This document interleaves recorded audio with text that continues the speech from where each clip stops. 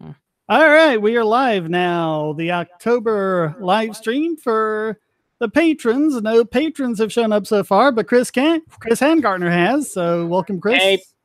Hey. Well, this is boring. I finally get the day off to join in. It's just you and me. You got anything you want to talk about then? No Star Wars, no Civil War. Well, I'm going to lay it down right here. I got nothing then. Yeah. Hang on a second. My mom's calling. Okay, and now he's gone. I guess it's up to me. Well, let's see what's going on in news today then. I'm going to see if I can pull up a headline or two. Looks like it might be worth talking about.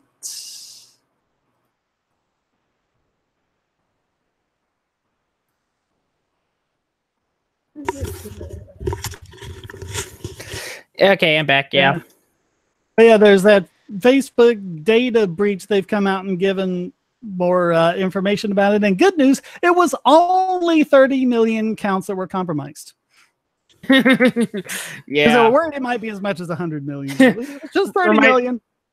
Reminds me of this Robot Chicken skit I saw one time where like the good guys are fighting the bad guys and the good guys win, obviously, and they're like, listen, guys, we defeated the bad guys with only 50 innocent civilians killed on the crossfire. That's a new record. Yeah. Yeah, well, that's still 30 million accounts, people. So yeah, like our drone strikes that killed, 10 times as many innocents as the terrorists they target. I'm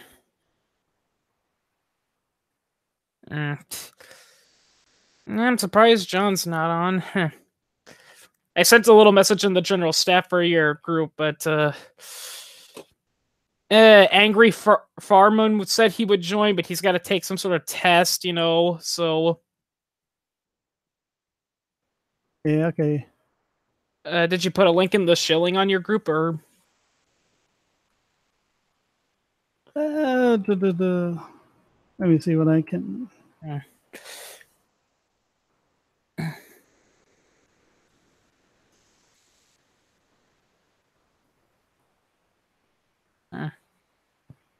need to put it in the Patreon Discord. I put it on Patreon itself, but I should put it on Farman did it, so he posted for the Patreon stream, so... Okay. Yeah, too bad Dapperton won't join us. Yeah. Yeah. Yeah, well, I mean, he doesn't like doing live debates because, he doesn't... Yeah, he as the recent drama shows, he has difficulty with his emotions sometimes, so... Well, and he also has difficulty remembering, like, different facts and everything, but I'm like, you just come on and hang out, just be a guy. Yeah, we're not debating or anything, it's not like we're inviting libertarian social rants on board. Yeah. I've seen a couple of his videos, and that guy clearly does not understand what the hell he's talking about.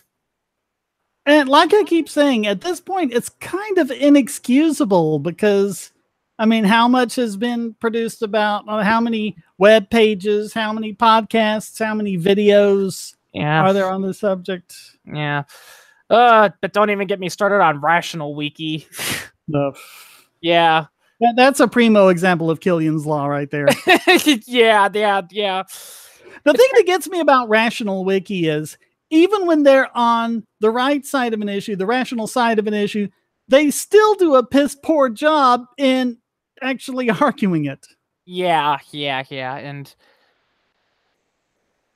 by the way, you should see their article on anarcho-capitalism, because like the first one they do is they say anarcho-capitalism is the ideology that businesses should have the freedom to be irresponsible. Then they slash out irresponsible, and then replace it with free. So yeah, gotta love how they equate freedom with irresponsibility. Yeah. There actually was a forum posted in the Rational Wiki itself, and which was, are we being too harsh to libertarians? And the guy who posted said, I mean, I'm no libertarian, but I think we're being a little too harsh for them. And then there's just people posting rants about how bad libertarian is, how evil and irresponsible it is. It's like, I think Rational Wiki is a classic example of, I mean, they're skeptical when it comes to religion, but the moment you bring up politics and economics, they throw their rationality and reasoning out the window because, we got to have a state for something. Well, the problem is so many people, who call themselves skeptics aren't really skeptics. They're joiners, and they think, oh, well, I'm a skeptic, and that means I'm on the evolution side, not the creation side, and I'm on the scientific medicine side, not the homeopathy side. They see it as this kind of laundry list of positions that they take, as opposed to an approach of how you reach those conclusions.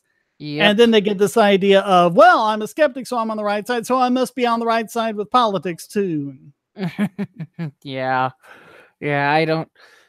I mean, Penn Jillette did a really good video one time when he was doing an interview, and he was talking about atheism and its relation to statism and how he balances that out. And he says, I think the thing is, when you actually look at historical atheism, historical atheists were either libertarian or they were very apolitical and didn't really care, and they just kept it to a scientific basis. And for a while it was like that, but then in the late 19th century, socialists like Mark Twain and all that came in, and they took atheism and they turned it into socialism. So basically it got hijacked. Yeah, but I mean, before it was kind of like the same thing. Government was the church. They were the same thing for thousands of years. Yeah, like I said, for a while atheism was more apolitical or libertarian, but then, like I said, then as atheists were becoming somewhat more popular, some of the socialist groups, took advantage of it, and they infiltrated it and basically made it their own. Same thing happened with early labor unions. Early labor unions, like you said, were mostly free market mutual aid societies, but then various social parties infiltrated them and turned them into socialist activist groups. Yeah. Yeah, and I just made a video about how they're actually more like the medieval guilds. And I mean, some of them even, like the Writers Guild of America, they actually use the term. And there was this guy came in the comments, no, they're nothing like the guilds. It's like, all right, give me one substantive way that they're different. And then he just responded with a whole bunch of hand. I'm like, can you answer the question? It's like, I did answer the question. I'm like, no, you didn't. Yeah, I see a lot of people hate you because, you have a habit of swearing and cussing, but I don't blame you for that because, look, and I tell this to people all the time, we see this kind of behavior over and over again, and like, we just get tired of it. I'll start out giving you a chance. I mean, that was just kind of a, question. It's like, okay, give me one difference. Yeah. That's a very reasonable question. Then he comes back with that crap. Yeah. Yeah, there's quite a few. Because at that point, you're not dealing with someone who can be convinced. So your only recourse there is social shaming, so that no one else listens to him. Yeah, because when you're dealing with someone who just can't even answer one simple question. Yeah, speaking of which, I'm on another group. It's an atheist group. It's led by another YouTuber called Telltale, who does a lot of videos on cults and especially Jehovah's Witness, because he was a former Jehovah's Witness, and it's a really good channel. But some of the people on the live stream, they're very, they're, like I said, they're atheistic when it comes to religion, but the moment you bring up politics, they throw their brain out the window. And actually, one question they brought up that I've actually heard, that people have brought up is, how would libertarians deal with dangerous cults like the Jehovah's Witnesses and all that? And the Jehovah's Witnesses actually aren't all that dangerous. Yeah. Well, I mean, they do a lot of things behind the back, like, they do the whole shunning thing and all that. But here's the thing that I tell people is, like, look, that negative press, like their secret dealings, like, the hiding the pedophiles and all that, guess what? It's coming to bite them back in the butt. So the truth is, we don't really need a government to deal with them. Just if they do something cruel and gross, expose it, and then let that info speak for itself. You don't need a government.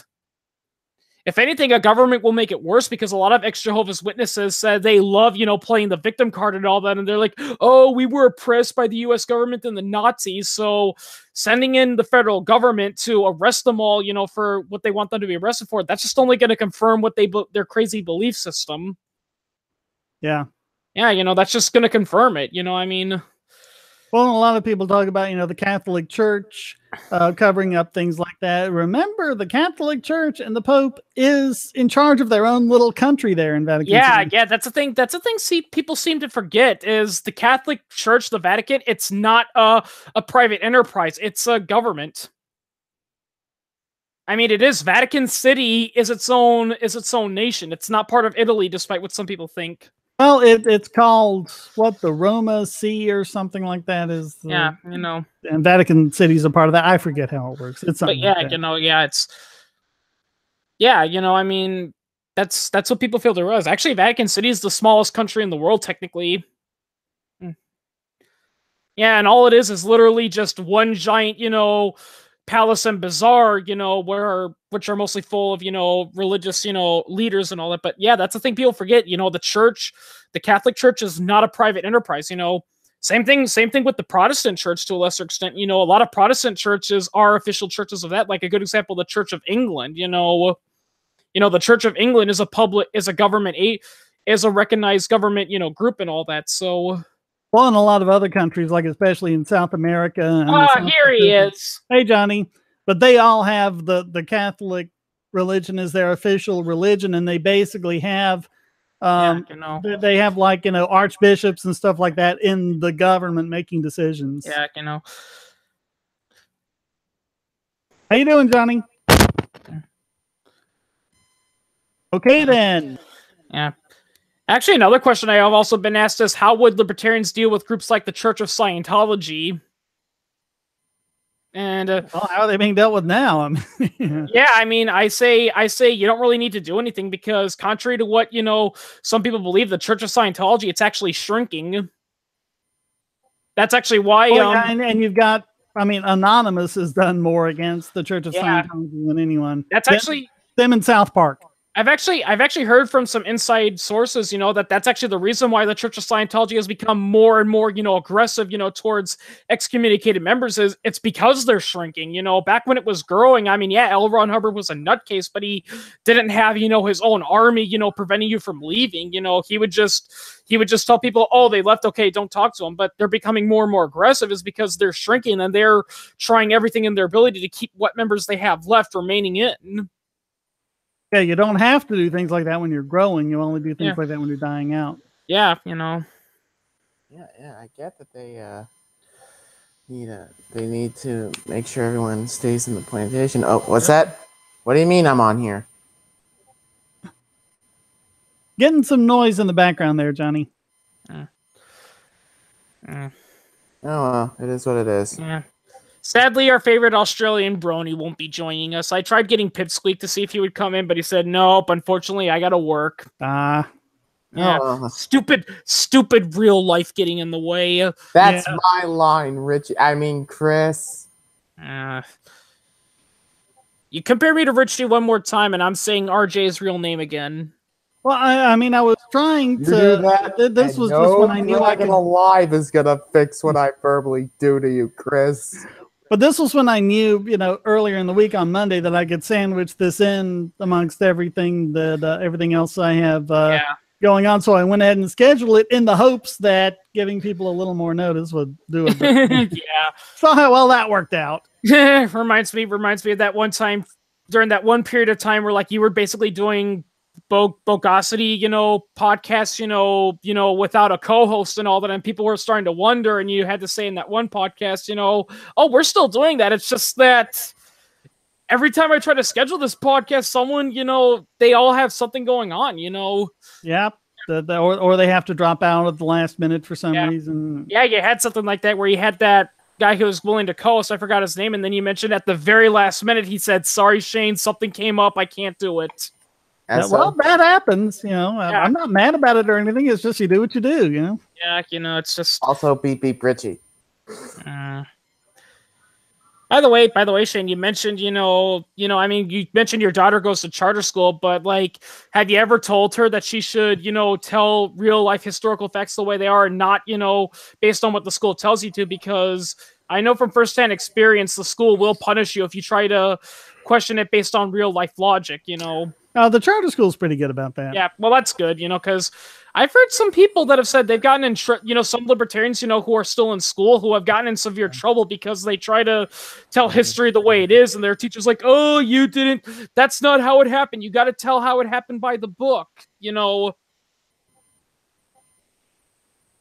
mean, that's what I loved about going to St. Andrews, because that place is like leftist central station. They're so far left, they've tipped over on their side, but you could take any position you wanted as long as you backed it up, and the professors would grade you on how well you backed it up. And I got a lot of them thinking. Oh, yeah, it's pretty funny because I was starting, like, I wasn't full blown libertarian yet, but I was becoming so when I was in high school, and we had a creative writing class, and our teacher, he was also like that. He was like a very diehard leftist, but he was so obsessed with protecting freedom of speech that he would literally just say anything. And it's pretty funny because at the end of the year, when it was all done and we were going to be graduating, because this was a senior class, we all had to write down anonymous compliments about each other. And a big compliment I got for myself was a lot of people said, look, we don't agree with you, but having someone that breaks, the common opinion is interesting, And I think you're a lot more likely to get that out of independent and privately run schools than out of government-run schools. Because I mean, you look at FIRE, and I can never remember what FIRE stands for, but all the stuff they've looked around on college campuses. I think FIRE stands for Foundation for the Institution of Freedom in Education, I think, or something like that. That would be FIFE. I don't know what it is. But yeah, they've done a lot of documentation of people who have been punished on college campuses for having unpopular opinions, and they're almost all of them are public universities. Yep. I like how this was a really old John Stossel special, like from the early 2000s, where like he was doing it and he had the FIRE president and he was showing, the sexual harassment rules. And, one of the rules they had for sexual harassment was eating. Yeah, so basically every time someone eats a corn dog or a popsicle, they're sexually harassing you. Now you dropped out for a second there. What was it? For finance, insurance, and real estate. And it's the Foundation for Individual Rights and Education. Oh, okay. Yeah. Yep. Well, anyway, a second there, Chris. So you need to say that again. Okay. Well, I was about to say there was this really old John Stossel special from the early 2000s that I watched, and it was about what's happening to free speech. And they had one of the founders of FIRE on, and he was reading some of the sexual harassment conduct rules, and one of the lines was it's sexual harassment to eat food in a sexually suggestive manner, and he's like, yeah, well, that means you're being sexually harassed every time someone eats a corn dog or a popsicle. Yeah. What? Yeah, to quote. Well, it's all of these things that are in the eye of the beholder, Yeah, Yeah, to quote. Yep, to quote. That one kid from the from the movie Breaking Bad. You know how many foods are shaped like dicks? The best kinds. Yeah. That's a TV show, you nerd. I meant movie. I don't know why I said TV show, but yeah, Breaking Bad's the TV show. Thank you, Shane. Yeah. Yeah, super bad. That's where those kids try to get the fake ID, but the guy messes up. So instead of like a legitimate fake ID, it's just a picture with the word McLovin on it. Yeah, McLovin. Yeah, I'm always confusing movie and TV titles. Yeah, it happens. Because your brain is your mouth, Richie. Well, that and a lot of movie titles are so similar, you can't help but mix them up. True. Like, there's that, B monster movie Pacific Rim, but there's also a famous World War II movie that has the word Pacific in it, and people are always confusing those up, Yeah. Yeah, it's just, hey. But as I was telling Shane before we went live, that's what happens, Hollywood, when you implement strict copyright laws. You back yourselves into a corner, and Now what can you do? You can't be Speaking of creative. leftist dystopias that should be friggin' hacked off the face of the earth, Google decided it would be funny to censor racist speech. Did you guys hear about that one? No, but it doesn't surprise me. What are they doing? Censoring racist speech. Like who and in what way? They're moderating live chat comments is what I'm trying to say. Oh, okay. Hadn't heard about that. Yeah, well, problem is what qualifies as racist speech. Exactly. Yep. Again, I have the beholder. Yep. Let's see here. Let's see. Yep. Really, the only thing they can do is okay. Let's see here. Here's the policy. Anything to the left, to the right of Karl Marx's hate speech. Yeah, that works okay. But Jesse Jackson tweeted something. This is Twitter, not Google. But Jesse Jackson tweeted something comparing Jews to termites, and Twitter's like, "Yeah, there's nothing wrong with that. We're gonna let it stand." Or like there was that one rally that happened in New York, and this was actually on the John Stossel What's Happening to Free Speech episode, where there was a Ku Klux Klan rally, and like I don't know what it was like a neo Black Panther Black separatist movement, and everyone was criticizing the Ku Klux Klan, but the Black Panther group, where their own owner says, "You can't convince me that the white man is not the devil." You know, and saying all this stuff about how white people need to be exterminated, and yet everyone wanted to go after the KKK, but the black guy, nope, he's free to go.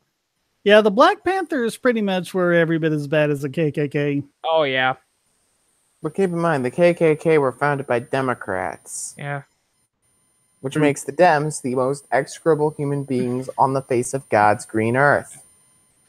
Of course, they'll pull the bullshit. Well, the Democrat Party. But they swapped, don't you know? They swapped, and now all of the old Democrats are now new Republicans, and they're now Democrats. So Democrats are all good now. Yeah. Somehow. Well, the thing is, the Democrat Party has historically been the progressive party, and progressives are infamous for changing and modifying everything. Well, they're infamous for changing and modifying their ideology based on what's hip and cool at the time, you know. So it's hip and cool for the progressives to call everyone Hitler. Well, guess what? They're all a bunch of NPCs. It's populism because, you know, people don't like Hitler. He doesn't have a lot of fans nowadays. Yeah. Or so another taking the brave stance that Hitler was bad.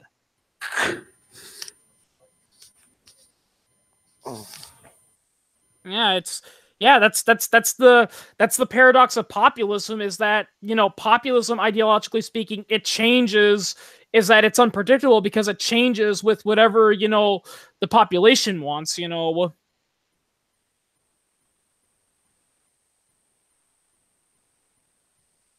Trying to see who else we can get in here. I guess just not a lot of people are around tonight. Yeah.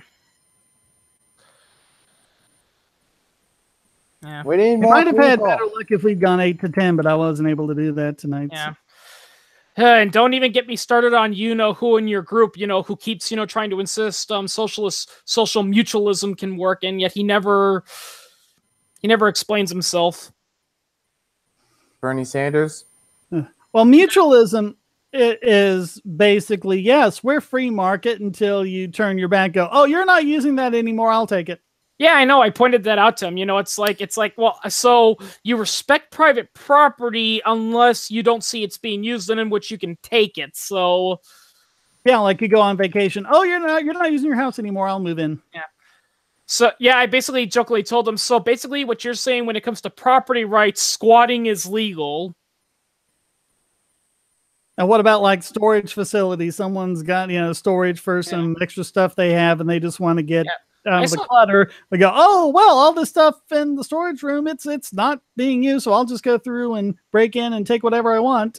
Yeah, that actually reminds me of the story. One time it was from this TV show called Neighbors from Hell, and there was this guy that basically broke into $1 million mansion, and he changed all the locks and all that, and he used it to host amateur, hip hop festivals, and like it was causing a ruckus. He was not taking care of the place, and the neighbors were doing that. And the thing is, he never bought it. He just went into it, and like the comment section on YouTube were full saying, "Well, so what? The house isn't being used. Why can't he get in there and use it?" And completely ignore. You're botting. It's like these people just can't grasp it, Yeah. Yeah, you dropped out a little bit there. Oh, yeah. Yeah, it's like, you need to like talk to your ISP or something, because you've had that problem a lot. Yeah. Well, I'm on my laptop. Mine's finally behaving, and they've gone. It's amazing how much things are better after they repealed net neutrality, and they've like doubled our speeds with no extra, charge or anything like that. Net neutrality. That's another one that really grinds my gears with, because it's just like with Citizens United. It's one of those things where people are ranting and raving about it because they hear the media ranting about it, but they don't actually understand it. I mean, it's stuff like the mobile data plans where you get, so many gigabytes a month, 4G, and then it drops to 2G, and they're like, that's violating. No, that happened all the time. Were you not paying attention to your own cell phone plan while net neutrality was going up? That's how it worked. That's how it's always worked. Yeah. And of course, they say, this is going to give, corporations, an unfair edge over us, because part of net neutrality, the idea was that they would basically ban, they would restrict, some of that, trafficking, and instead have the FCC taken over. And it's like, yeah, because the FCC is totally not in bed with the groups like Comcast and Time Warner and all that. Yeah, and they've always totes been in favor of competition and freedom of speech, and have never ever worked to stifle things. Yeah. Yeah. I mean, here's the thing which goes back to what I'm saying about the FCC. You want to know why a lot of, people think that 1950s TV shows were stereotypical things like Leave It to Beaver and all that? That's because if you wanted to make a raunchy, TV show that talked about serious issues, the FCC would come and say, oh, you can't do that. That's inappropriate. I mean, seriously, here's a fun fact that Leave It to Beaver got a lot of hate from, the FCC and all that, because guess what? In a couple of episodes, there were scenes where they were filmed talking in the bathroom. Yeah. What? And you've got like people like Bill Hicks and George Carlin and people like that to thank for a lot of that getting loosened. Yep. According to the FCC's logic, Americans don't poop or pee because there's no bathroom, and they don't have sex because they sleep in separate bedrooms. I mean, even in I Love Lucy, where the actors were married in real life, you still didn't show them in the same bed. Yeah.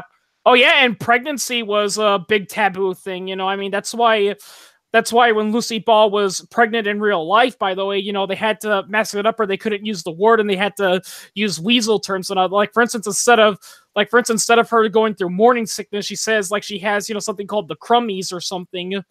Yeah, because oh my God, it's popular with children and they're learning people have sex. It's like, sex is a natural thing.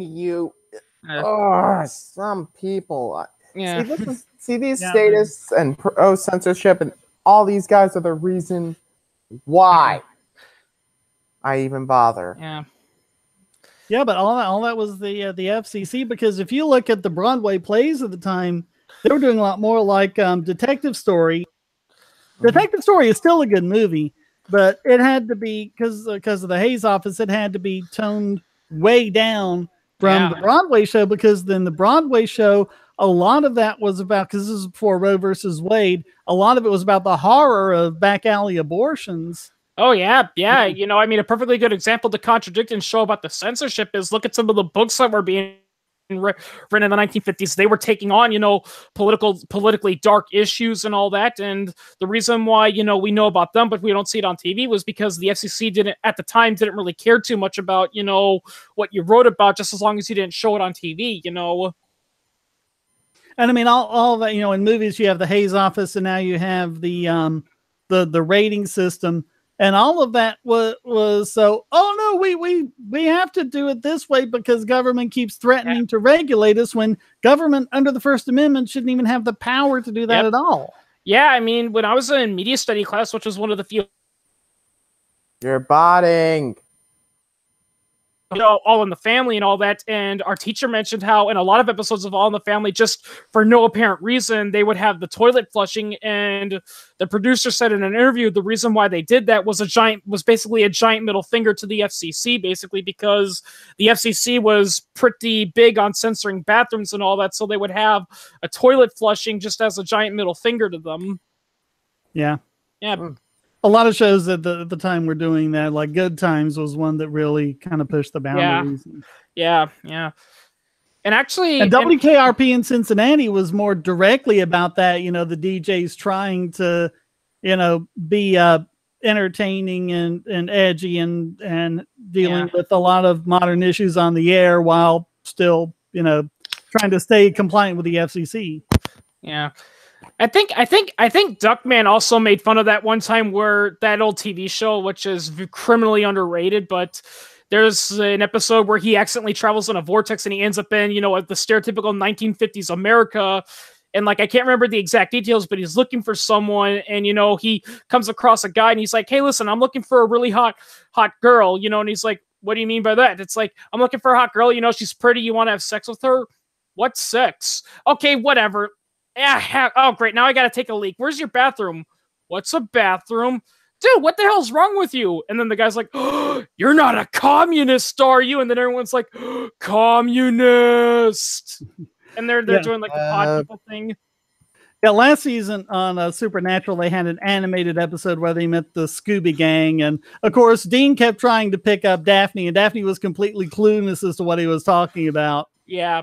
Like he was talking about. Hey, if they had like the current cast, like Frank Welker or Grey DeLisle. Yeah, they had the same cast from the cartoons. Yeah, they did. Except same cast. I ain't even mad then. Yeah, and same animators too, and it looked really good. Also, nerds.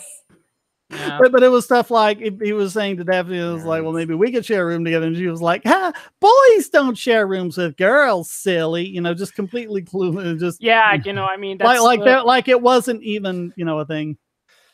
I mean, yeah, you know, I mean, but yeah, that was the thing back then with the FCC. They did stuff like that because they're afraid of the FCC, because the FCC, for some bizarre reason, thought that, you know, we're told by the federal government, oh, if we talk about things like sex and the bathroom and hard issues, it'll turn people into communists. And it's like, and you want to know the funny irony is that if you look at communist TV shows, they were doing the exact same thing we were doing. You know, I mean, I actually watched, you know, just out of curiosity, I watched a few East German and Russian, you know, communist TV shows, and all of them are like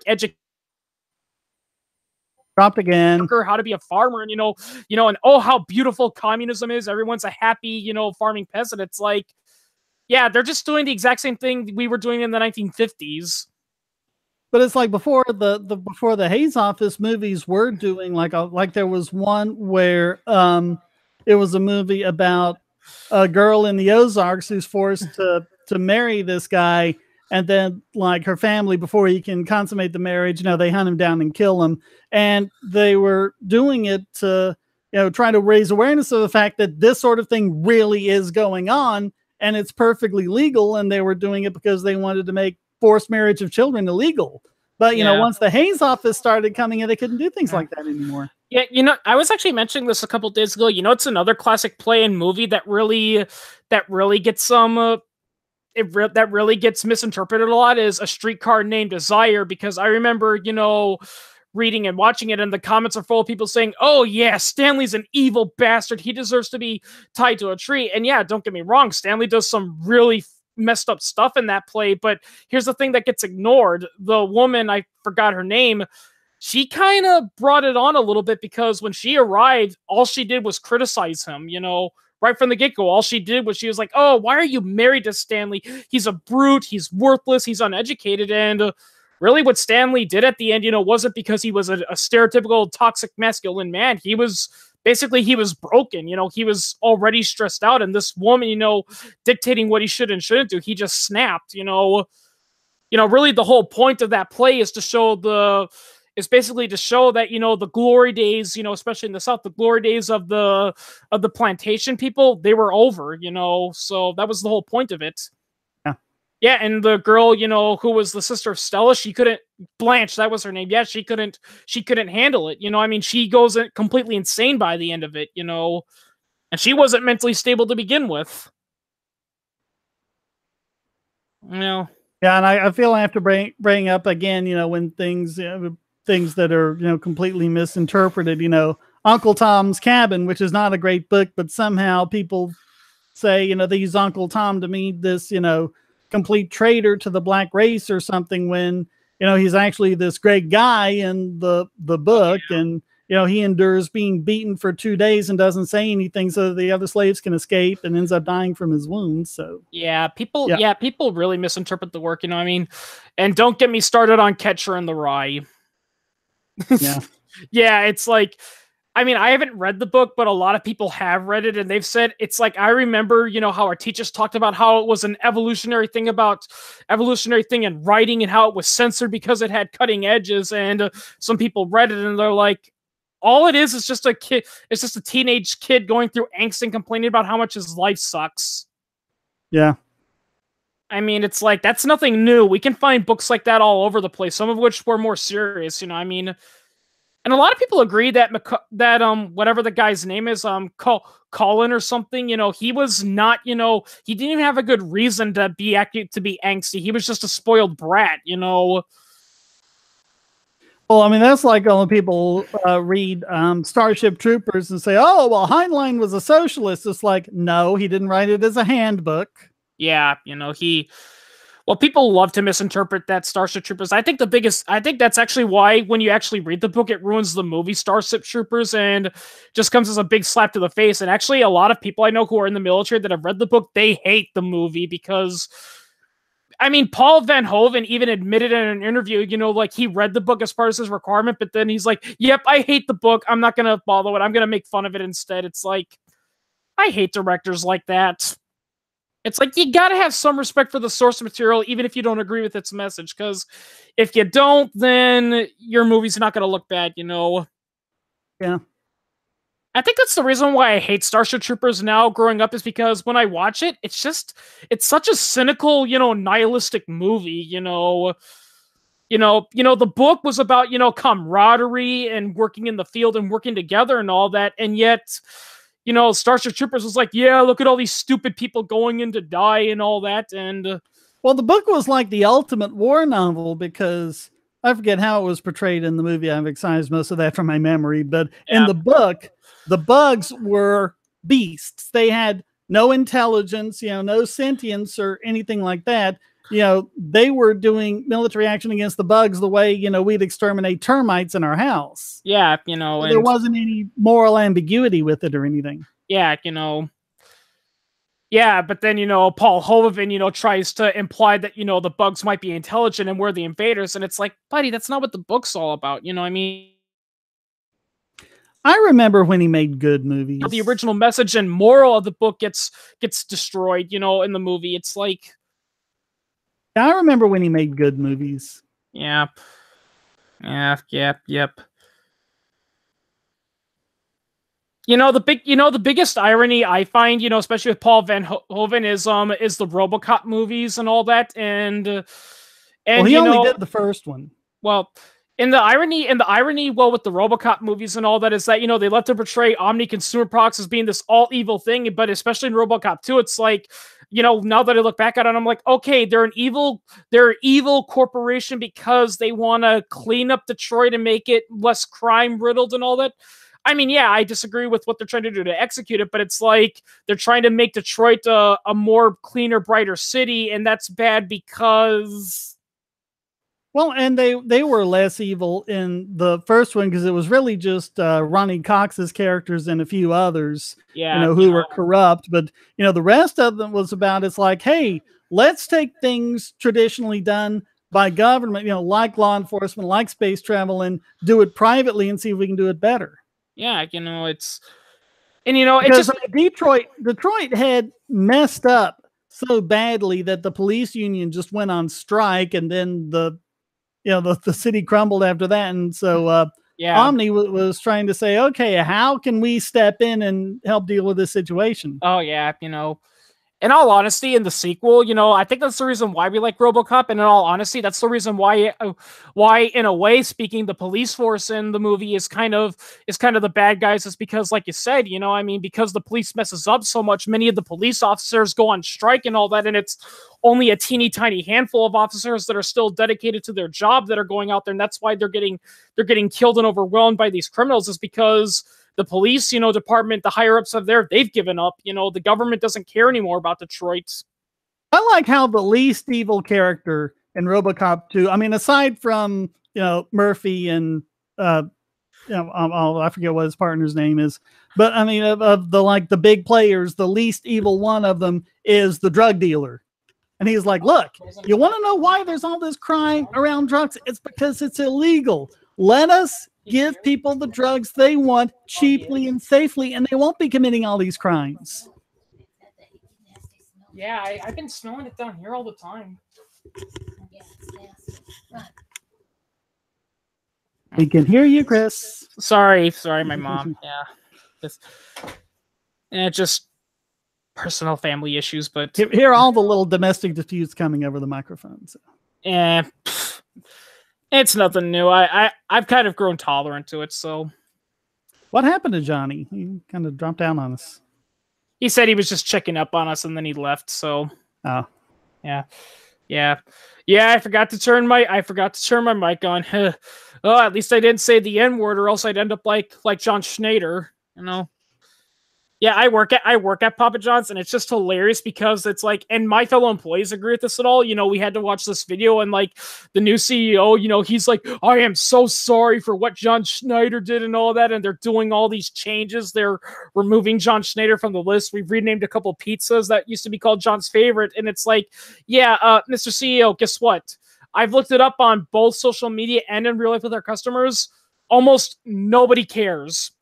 Nobody cares of what John Schneider said. Most of our customers don't even know who the heck he is, you know. Yeah, the media has to have their manufacturer-versies. Yeah, but, you know. like the only people who I heard complaining about John Schneider were a couple of, you know, those, you know, SJW bloggers that blog, you know, for a major news corporation. And the thing is, those people probably wouldn't have done business with us even beforehand. So. Yeah, but I mean, I think things like that are just cases of the news media creating the news instead of reporting it. This is what you're supposed to be outraged by. Yeah, it's like, and the funny irony is that John Schneider didn't, you know, he said the N-word, but he wasn't saying it in a derogatory sense. He was making fun of about how, you know, many people we loved today used that words, and he was quoting Colonel Sanders, you know. Yeah. Yeah, he was saying, you know, Colonel Sanders, you know, said the N-word, yet, you know, I don't see KFC removing his face off of them, you know. That's kind of like this recent video that Remy did, you know, with the CNN anchors, and, you know, was like talking about, and I forget the exact lyrics, but they're talking about the Starbucks Christmas cup, and there's this outrage, and he says, who's outraged? The world is embittered. No, really, who's outraged? 2 people on Twitter. Yeah.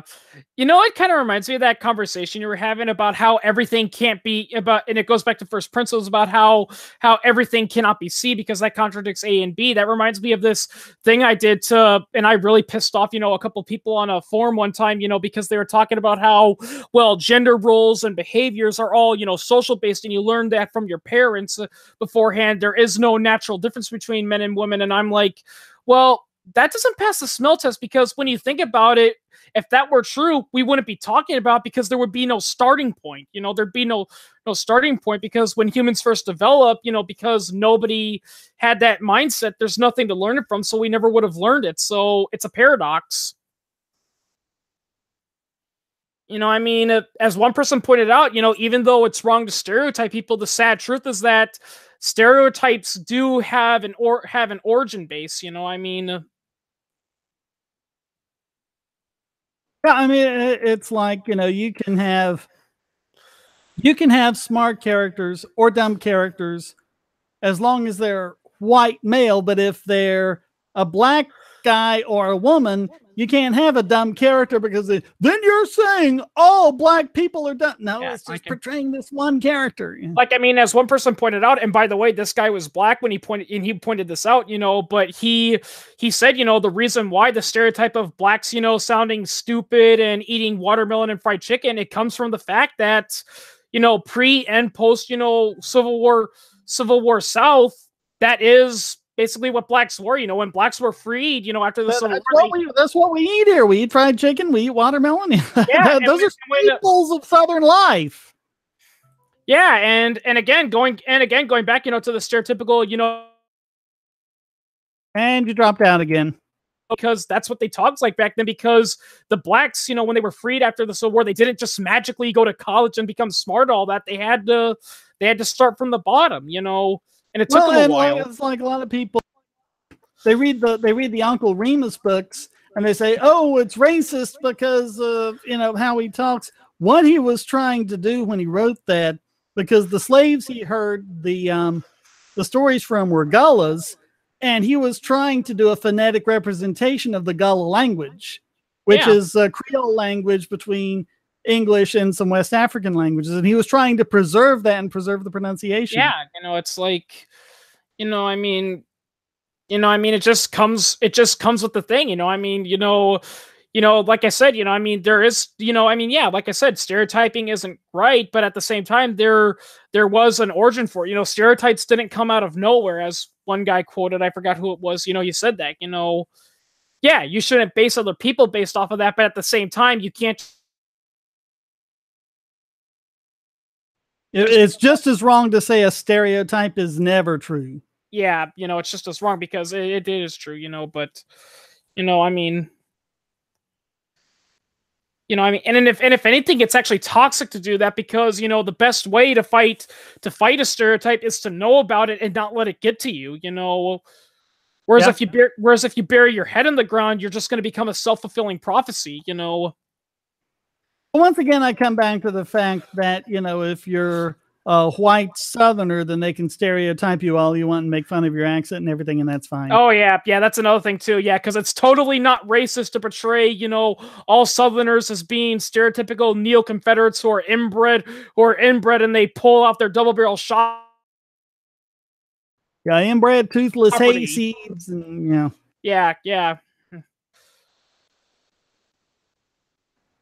Yeah, it's just funny. It's like they say they're tolerant, but I don't think they know what the word means. Yeah. I like how Mr. Garrison said it in that season 5 episode of South Park. You know, he said, "Look, the huge difference between the thing about tolerance is that you're confusing tolerance with acceptance. You know, tolerant just means you put up with it. You know."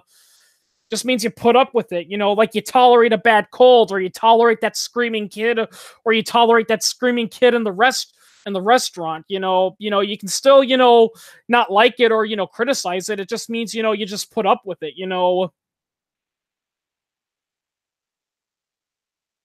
To put the whole point, you know, the reason why we throw, you know, people away, you know, we fire people for acting, you know, sexually abusive, you know, in a classroom is not because, you know, we're intolerant against gays or pedophiles. It's just because that behavior is not acceptable in a classroom. Yeah. Yeah, you know, that was a funny episode, though, and I just love the irony about how they take him to a tolerance camp and the Nazis are the ones who are enforcing the tolerance. Yeah. I like that earlier one about the flag, and Jimbo convinces the KKK, because they were on his side, he convinced the KKK to be on the other people's side to discredit them. Yeah. And the thing I like about Jimbo is that, you know, he acknowledged, you know, yeah, it's a picture of 4 white guys, you know, lynching a black guy, but look, it's our flag, it's our founding history and all that, you know. Although the message at the very end, because the kids just saw, you know, 4 guys hanging a 5th guy, and the color didn't register to them, and Chef said, "Wait a minute, that's how we should want them to be." Yeah, you know. Yeah, it reminds me of that stupid BuzzFeed question, you know, where that one girl's like, why do you insist on being colorblind? And like you said, you know, because that's how you. That's the only way to not be racist. You don't see a person as black, white, or pink or polka dot. You just see them as a person. Yeah, and they're like, well, you don't see color. What are you, stupid? What are you, blind? It's like, that's not what it means. It means we attach the same significance as we do to hair color or eye color or whatever. Yeah. I mean, if you're black and you're talking to me, I know you're black. I acknowledge you're black. It's just, I don't care about it. You know, I want to see what you bring to the table. I don't care about it. Yep. Yeah, you know, I don't care. You know. Yeah. Why should I? 0.098% Native American. Yeah, that too, you know, but yeah, it's like, you know, and yeah, you know, and that also brings up, you know, the whole thing with culture. And, you know, I understand, you know, this is going to be racist and all that, but in all honesty, when you actually thoroughly study it, the sad truth is, and Paul Joseph Watson infamously brought this up in one of his YouTube videos, some cultures are better than others, you know. Yeah. Yeah, like, you know, a good example is when he was comparing, you know, Western European / North American culture to historical Middle Eastern culture, especially Islamic culture. It's like one side advocates for secular education, equal rights and opportunity, and the other one says you have to obey Allah. If you're a woman, you have to be subservient to your husband, and you can kill, you know, even a family member if they're doing something.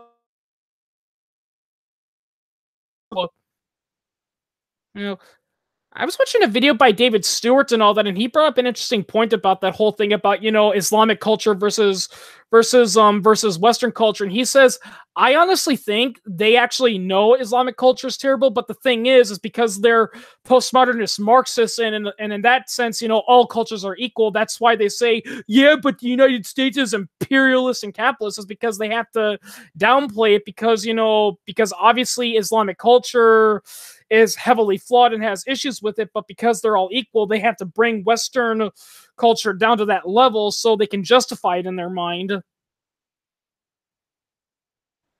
Yeah.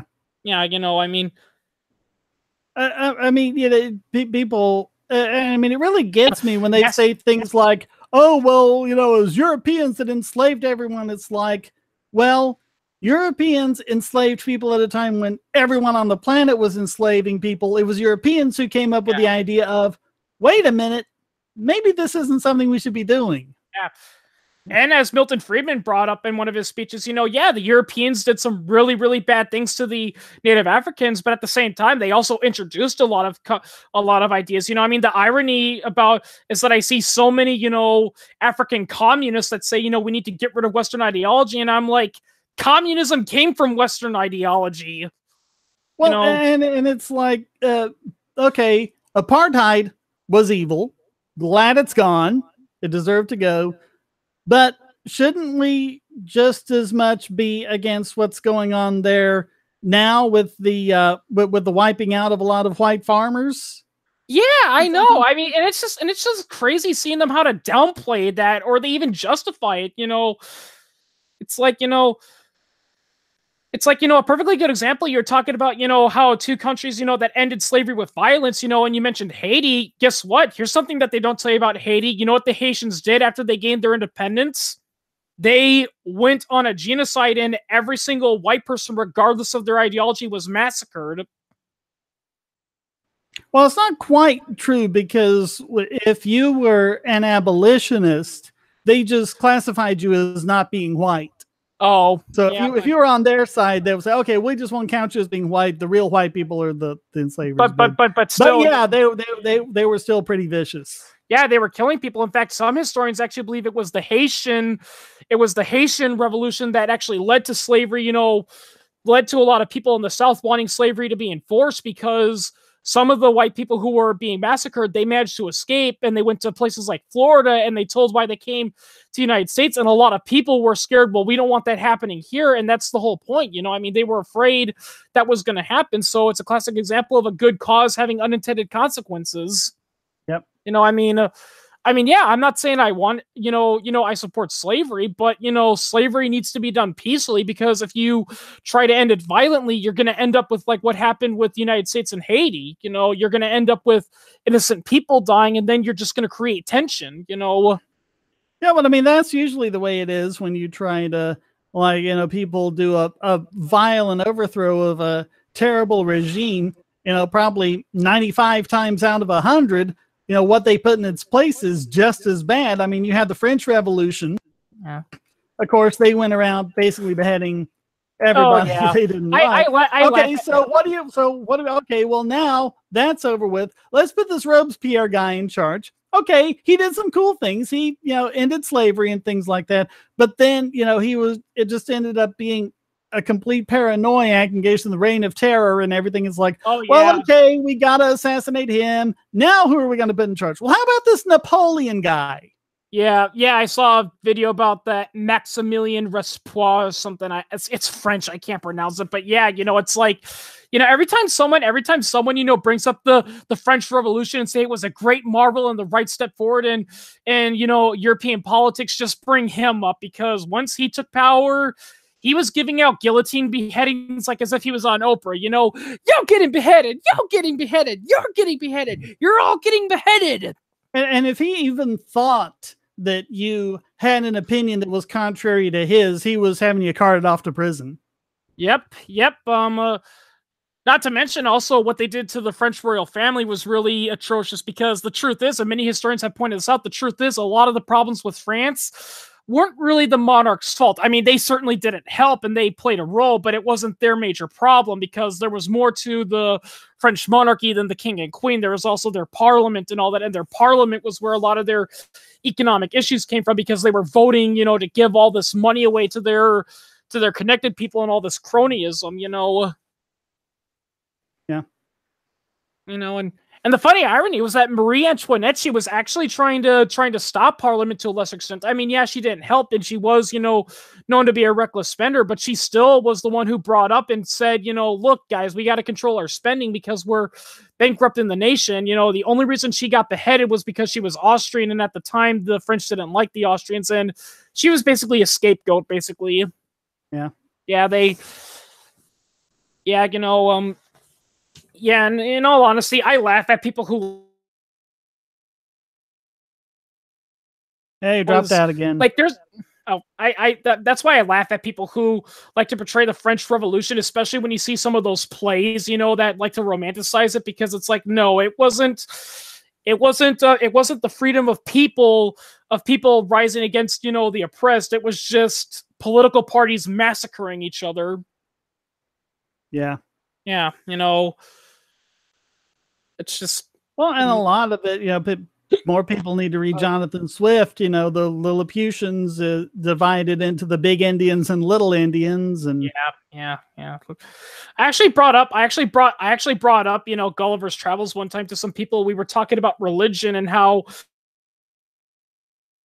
Dropped out again. Sorry, I've got a new mic, so I guess it's adjusting. But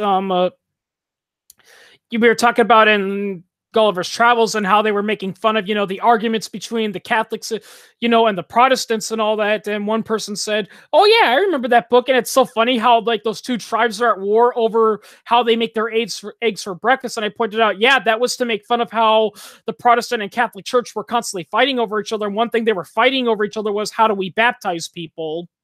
Yeah. Yeah, it's like, okay, I dabbed holy, it's like the Catholics will say, okay, I drew a cross, on the infant with holy water, so he's baptized, whereas the Protestants say, no, you don't do it that way, you do it this way. Yeah, and I mean, of course, the unspoken bit of ridiculousness that you really get from reading the book is you're reading going, why don't they just let people eat their eggs however they want? Yeah, I mean, well... Yeah, that's, it's just, it's funny to, and this is, and ironically, that's why, and in all honesty, that's why, like you said earlier, that's why, I don't want to sound like atheist plus or anything, but that's why, in all honesty, in order for you to be a real atheist, you kind of got to be a libertarian, because you have to apply that skepticism to everything, because at the end of the day, like you said, if you think that the state can take care of anything, you're applying them with cult-like abilities, Well, like, who was it? Was it Larkin Rose? I think it was Larkin Rose that says this, because really when you're talking about the state, you're talking about, a group of people who are exempt from morality. And when you phrase it like that, a lot of the questions, become, without government, who will build the roads? Well, without a group of people exempt from morality, who would build the roads? And it all of a sudden doesn't make much sense. Or another good example is when they say, well, we need a government because human beings are inherently selfish, greedy bastards, so we got to keep something in line. And I'm like, well, yeah, and who's going to be in government? If not the selfish, greedy bastards. Yeah, as that quote said, and who's that guy again? That said if humans are altruistic and kind and caring, you don't need a government. And if humans are selfish, evil, and greedy, you dare not have one. I think that was Robert Lefebvre. Oh yeah, but yeah, that's the point. Or to put it better, as Milton Friedman said, I love, when this one socialist described her ideal government, he said, I love that government idea, but where are you going to find the saints and angels to run it? Yep. I even love it when some people say, oh, but look at Norway and all that. Well, first of all, Norway's not really socialist, but second of all, yeah, I'm pretty sure there's some good, those social reformers who are good people that do that, but there's just one little problem. He's not going to be in that position forever, it's like... Well, and I also love when they look at Scandinavian countries, like, well, they're socialists, so what do they do? It's like, well, they have welfare, and they have government schools, and they have social schools. Like, guess what? We have all those things, too. Yeah, yeah, that's ironic. That is so ironic. Is that when socialists like to compare America to what Europe's doing, and well, first of all, Europe's not doing so well as people like to think it is, and also they, people say, well, look at the UK and Canada. They have these coverage plans. They've got all this safety nets for the poor, and I'm like, yeah, the United States has the exact same thing. We do it slightly differently, but ideologically, it's the exact same thing. Well, and then people say, like, well, look at Germany. Germany is like a public-private thing. It's half public, half private. We should do that. It's like, well, we already are, because over half the healthcare dollars in the country are spent by the government. Oh yeah, one of the guys I talk to on Discord all the time, he actually experienced the German healthcare system firsthand, and he showed just how cruel and corrupt it is, and how because he came down with pneumonia one time and he had to be hospitalized, and basically the government policy was, you get 2 weeks of free coverage and that's it. And he was in bed for like 2 weeks, and then they kicked him out because he couldn't afford the rest of it, even though he had pneumonia. And a lot of people and a lot of doctors would say, if you have pneumonia, the very least I'd recommend, if you're going to be, staying, just for a checkup, is at minimum 3 weeks, but they kicked him out after only 2. So he's good. He's good now, but still you get the idea, Yeah, there was a friend of my stepfather. My stepfather was Scottish, but he was in the English NHS, and I don't remember any of the details, but it was something like his wife had been in the hospital for something, and it was one of those horror stories that you can find, anywhere, there or here or whatever. Just occasionally bad things happen, but the problem was when he tried to say, okay, you've done this. She ended up with like broken bones or whatever. I forget what the whole story was, but it's like, you should do that. You should, get her fixed up. You should, we should figure out why this happened. We should figure out all that. And the problem was that everyone just entered a mode where they were all covering their asses. And it just ended up where she was just getting worse and worse while he was just trying to say, look, you guys need to fix this. Yeah. Oh, yeah. And they were too busy covering each other's rear ends to actually treat her.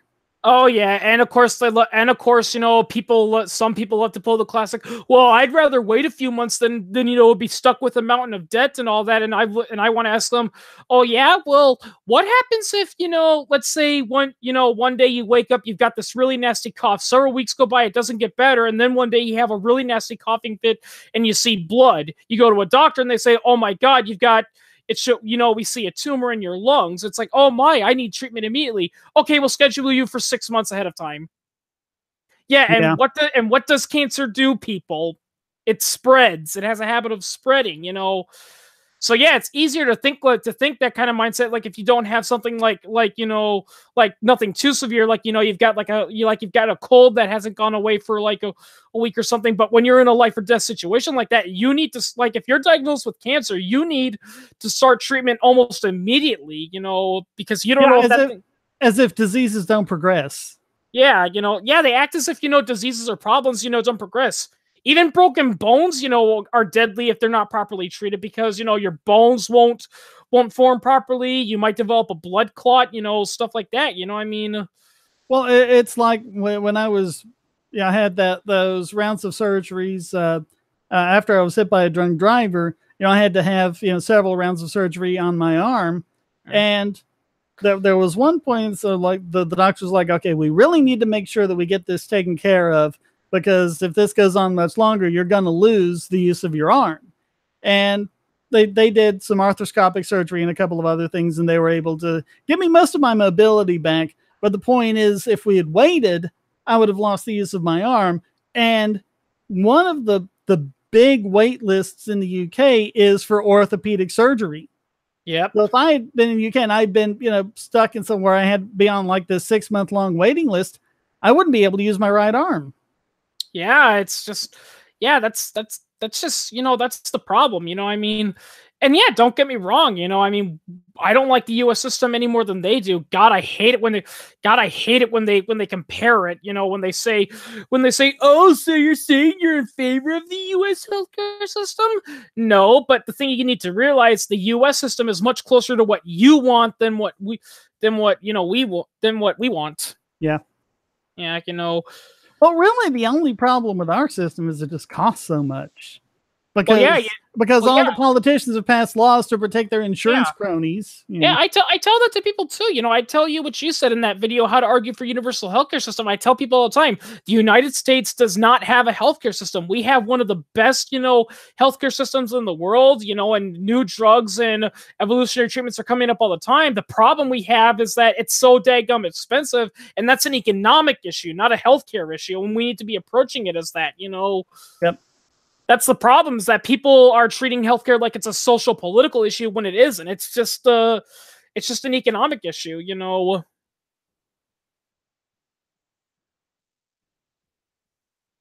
I mean, it's, and another good thing I'd like to bring up is, like, people always say, oh, but if we do it to a free market, evil corporations are going to jack up the price and all that. And I'm like, oh, really? Then how come procedures like LASIK eye surgery and certain types and a lot of types of plastic surgery, are fairly cheap compared to the major surgeries you do? And they're not really as regulated as, as like a heart surgery is, And that's because, with more competition, they have to keep the price reasonable, but still provide a good quality service. Because if you go to a plastic surgeon and for a nose job and he makes you look like Frankenstein's monster, you're not going to go back to him. He'll be out of a job, or he might even be arrested if the patient dies. They have their reputations and their business to agree with. Well, and there was like one time, I forget which video it was in, but I was looking at, because if you look at an appendectomy, it's really not any more difficult than breast surgery, breast implants, but it was something like, I forget what it was, but it's like the appendectomy was something like 7 or 8 times that of a breast enlargement. Mm-hmm. Just because you're going through the insurance companies and there's no incentive to economize. Yep. And don't even get me started with dental, I mean, it's pretty funny, people love to say, oh, but if we get, the government involved, well, Obamacare was trying to help out and all that. And you know what? It didn't help me one single bit, I'm a lot worse off under Obamacare. Yeah, and, I was talking to my dad about this, and my dad, kind of agrees with me, but he still thinks, we need to have some rules in place. Like, one thing he's in favor of is, we need to ban companies from turning down people simply because they have pre-existing conditions. And actually, when I was watching John Stossel talking about this, he brought up a really good point when he was interviewing the insurance company. You know why a lot of companies either avoid people with pre-existing conditions or they charge them more? Because if we had to take them on, that means we would have to raise the cost for other people who have insurance that aren't sick, and they have to pay more. So, right. I mean, I actually read a story. Even when it was before Obamacare, because, being in my situation, of course, that's a pretty big pre-existing condition. But I was able to find insurance for me and my kids for just a couple $100 a month. And the only thing they said about my pre-existing condition was that they won't pay for anything for 12 months. And then after 12 months, it was all covered. It wasn't even like difficult to find. Yeah, you know, it's like, I love that plan. I did not get to keep it. Thanks, Barry. yep. And yeah, that's another thing too. And here's the thing, a lot of people hate insurance companies, and well, the reason why insurance companies are the way they are is because when it comes to healthcare coverage, they're really the only place you can go to because of all this government rules and regulations. Before that, there wasn't just insurance companies, there were charity wards, there were mutual aid societies, or also you even could possibly, haggle and negotiate with the hospital about, your payments and whatnot, and all that. But because the government got involved, insurance companies are the only group that can afford all the costs for it. So yeah, there was one a few years back, like this doctor, for his doctor's office, he said, you know what, it's just so much having to, bill people, and every time they come in, we want to encourage people to come in more, but still cover our costs. So he had this thing where I think it was like 30 or 40 bucks a month or something like that. If you paid that, you could come in anytime you wanted with no extra charge, including all of the labs that they did on site. They still had to charge you if they sent out labs, to an external company because they had to pay for it. But I think they'd still just charge you their expenses. They wouldn't charge you anything extra. And I mean, that was great. And a lot of people loved it. But the government stepped in and said, no, you can't do that because you're not an insurance company. Yep. Or as you also pointed out, another one that really grinds our gears, and it's a classic example of a love canal fallacy, is when people say, yeah, but look at HMOs, they're doing all these really greedy things and they're blocking it off and they're denying people because it's not turning them a profit, completely ignoring the fact, yeah, but HMOs were created by the government, not the free market. Yep, 1973 HMO Act. Yep. Oh yeah, and that was supposed to be like our big benevolent government stepping in to save. Speaking of love canal fallacy, I saw this video by All Time Top 10. I showed it to you. I don't know if you've watched it yet, but they're doing top 10 dark secrets behind companies, and they're just so laughable because, with the exception of one, almost all of them were like, Chiquita Banana. Did you know that when it was part of the United Fruit Corporation, it was involved in South America, and it dropped out again. When I looked it up, I'm like, no. What happened was these companies, were living in countries that went through a revolution, and the revolution was led by socialists who wanted them out of there. So they lobbied for the U.S. government to send in there, and they sent the United States Marines after them. So it wasn't Chiquita Banana; it was the U.S. Marine Corps that did that. Yeah, it's like, and probably the fun. I mean, it's kind of like when you talk about like all of those those Union massacres in the 19th century, and people try to say it's the Pinkertons when it was, the police or the National Guard or something like that. Yeah, or probably the one that just had me laughing and facepalming myself was they said IBM. Now, what would IBM do that's evil? Well, did you know that the Nazis used their machines to tally how many Jews they killed? And I'm like, so. Yeah. That's bad because how?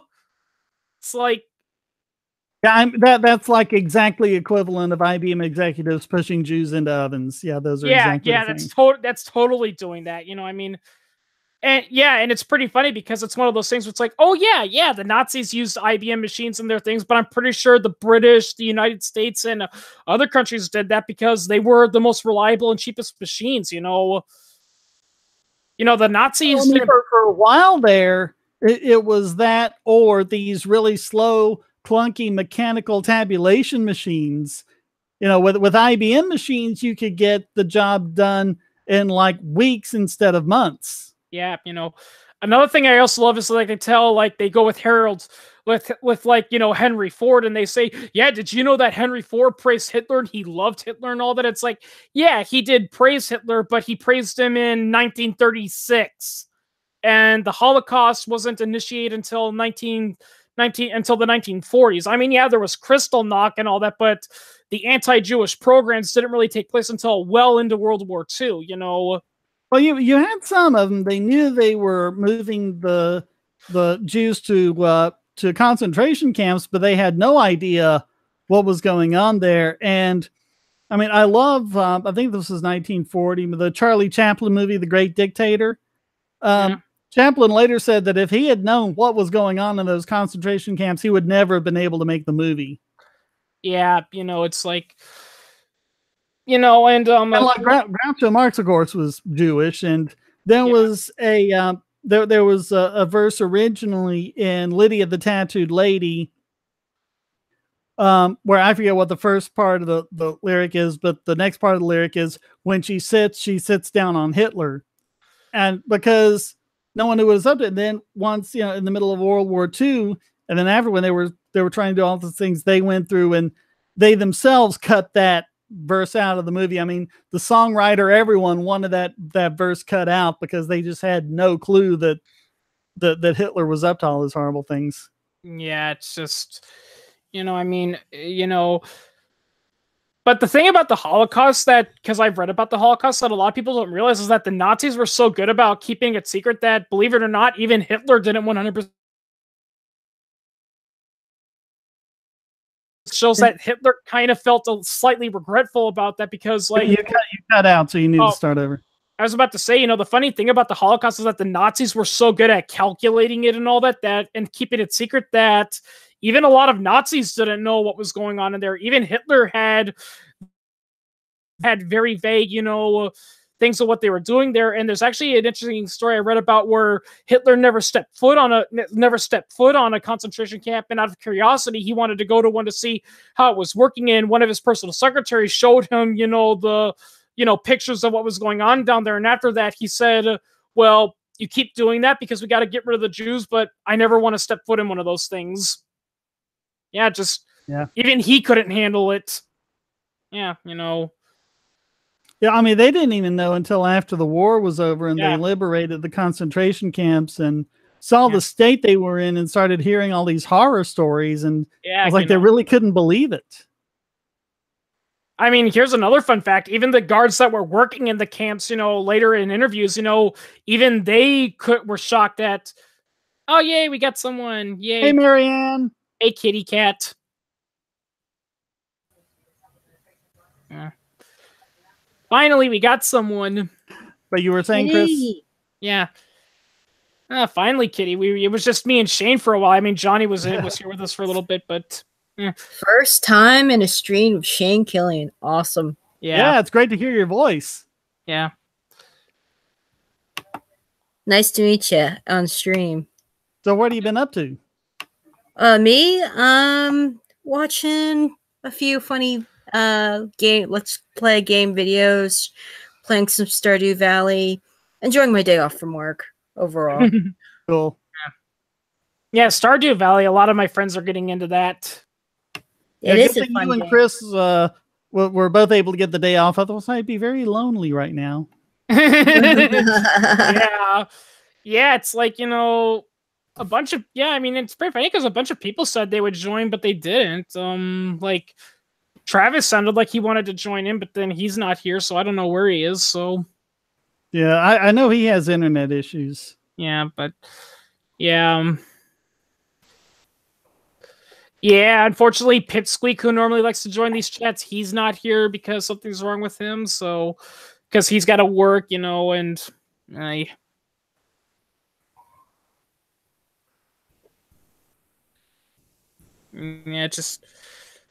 it sucks. Yeah. To quote Butthead from Beavis and Butthead, real life sucks. Yeah, totally sucks. Well, what were you saying a minute ago, Chris, when Marianne came in? Oh, I was just saying, we were talking about the Holocaust, Kitty, and how even the guards posted there, even they couldn't believe what they were doing. And here's a fun fact, to keep the men from joining, their issues of tobacco and alcohol were doubled. And according to a lot of interviews, from the guys that worked the death squads, shortly after they did what they did, they would go to the mess hall and they would just drink themselves drunk all through the night because they just couldn't handle it. Yeah, they weren't doing it because they wanted to. They were doing it because they were ordered to, and if they disobeyed, they'd get executed. Yeah, you know, I mean, That's what a lot of people don't understand about the Nuremberg trials, because the kind of popular summary of it is, yeah, the Nuremberg trials was when it was established, oh, I was only following orders is not a defense. Well, no, it established when it was a defense and when it wasn't. And they had said that it wouldn't be fair if, you know, if it's follow these orders or die. But if you don't follow the orders, you die. You do follow the orders, but then you lose, and that's used as a reason to be executed by the other side. That's not very fair, is it? Like, it isn't very fair, you know. But although, to be fair, there is a lot of evidence that shows the Nuremberg trials were a little bit biased, because like there's actually a couple of examples of, you know, people were political. I mean, what do you expect? I mean, there were plenty of issues. There were plenty of examples people have pointed out where there were Nazi officials, you know, who were pretty evil people, but they got pretty light sentences because the Soviets and the Americans wanted their scientific genius, whereas pencil pushers like Adolf Eichmann, you know, who, while they organized it, they didn't actually participate, and they weren't the ones, you know, who came up with the idea. They got executed because they weren't doing that, you know.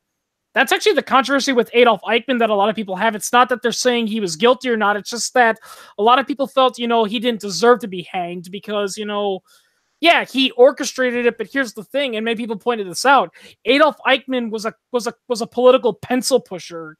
You know, he would fall into that category where it was pretty much his job to do it. He was a government bureaucrat.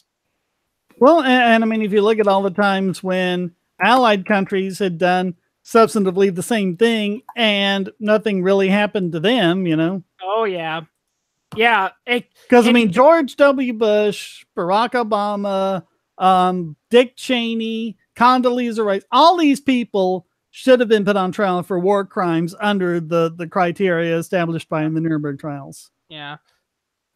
It reminds me of this funny video I saw one time. It was about PMCs and, you know, Eric Prince and all that. And they were mentioning, you know, that incident where a couple of members from Blackwater, you know, opened fired on a crowd and killed 11 innocent people. And several of the mercenaries, you know, were put on trial and arrested for manslaughter charges. And everyone was saying, see, that shows how evil PMCs are. And you know what I responded with? Yeah. Well, you know what? That shows just how reliable they are, because when a PMC does that shit, they get punished. If a government drops an atom bomb on an innocent village and kills a bunch of people, well, they didn't drop atom bombs, but you do drop regular bombs. If they carpet bomb an innocent village and kill a bunch of innocent people, who gets blamed? Well, people get blamed, but do they get punished? No, they don't. You know? Yeah, there was one time I mean, not too long ago, just a couple of years ago, the U.S. bombed a Doctors Without Borders hospital. Yep. Where was this? It was last year. Remember, they had that gunship, and the gunship, you know, and the gunship crew reported back and said, you know, this doesn't look like a terrorist group, you know, because that's why I feel sorry for the pilots. They reported back saying, you know, this doesn't really look like a terrorist outpost. And the guy says, yeah, but they don't have the Red Cross logo, so just in case, blow it up anyway. And they did. Yeah, but it had the Doctors Without Borders emblem. Yeah. But yeah, it didn't have the Red Cross, so their mentality was, it doesn't count, so blow it up anyway. Yeah. Yeah, so, and then, and they're wondering why ISIS is slowly gaining popularity in those regions, you know. That's the funny thing I noticed. ISIS is more popular in the areas where the U.S. has a big presence in, whereas in places like Syria, where the U.S. has little to no presence in, they're widely hated. People are celebrating. Yeah, well, I mean, it's all reactionary, isn't it? Yeah. I mean, contrary to what the fearmongers and the Pentagon like to say, people in the Middle East don't like ISIS any more than we do. I mean, heck, I saw a video one time where, you know, where some, I don't think it was the Syrian army, I think it was like some Kurdish rebels who had been fighting ISIS. They finally kicked out ISIS, you know, from a town that was like in northern Iraq. They kicked out ISIS, and there's people cheering. There's people burning ISIS flags. There's women, you know, taking off their hijabs and stepping on them. There's people, you know, cheering and all that. They're celebrating. They're glad ISIS is gone, you know. Yeah. Yeah, you know. But it's like, what our news media do. I mean, this is a perfect example. After 9/11, they played over and over and over and over and over and over and over again this shot of about a dozen people over in the Middle East cheering about it. That was about the only shot like that they could find, so that was the only one you saw. Most of the people in the Middle East were horrified by the news of what happened, and apparently the people who were cheering because they were actually misinformed about what happened. When they found out what had happened, they were horrified. Yeah,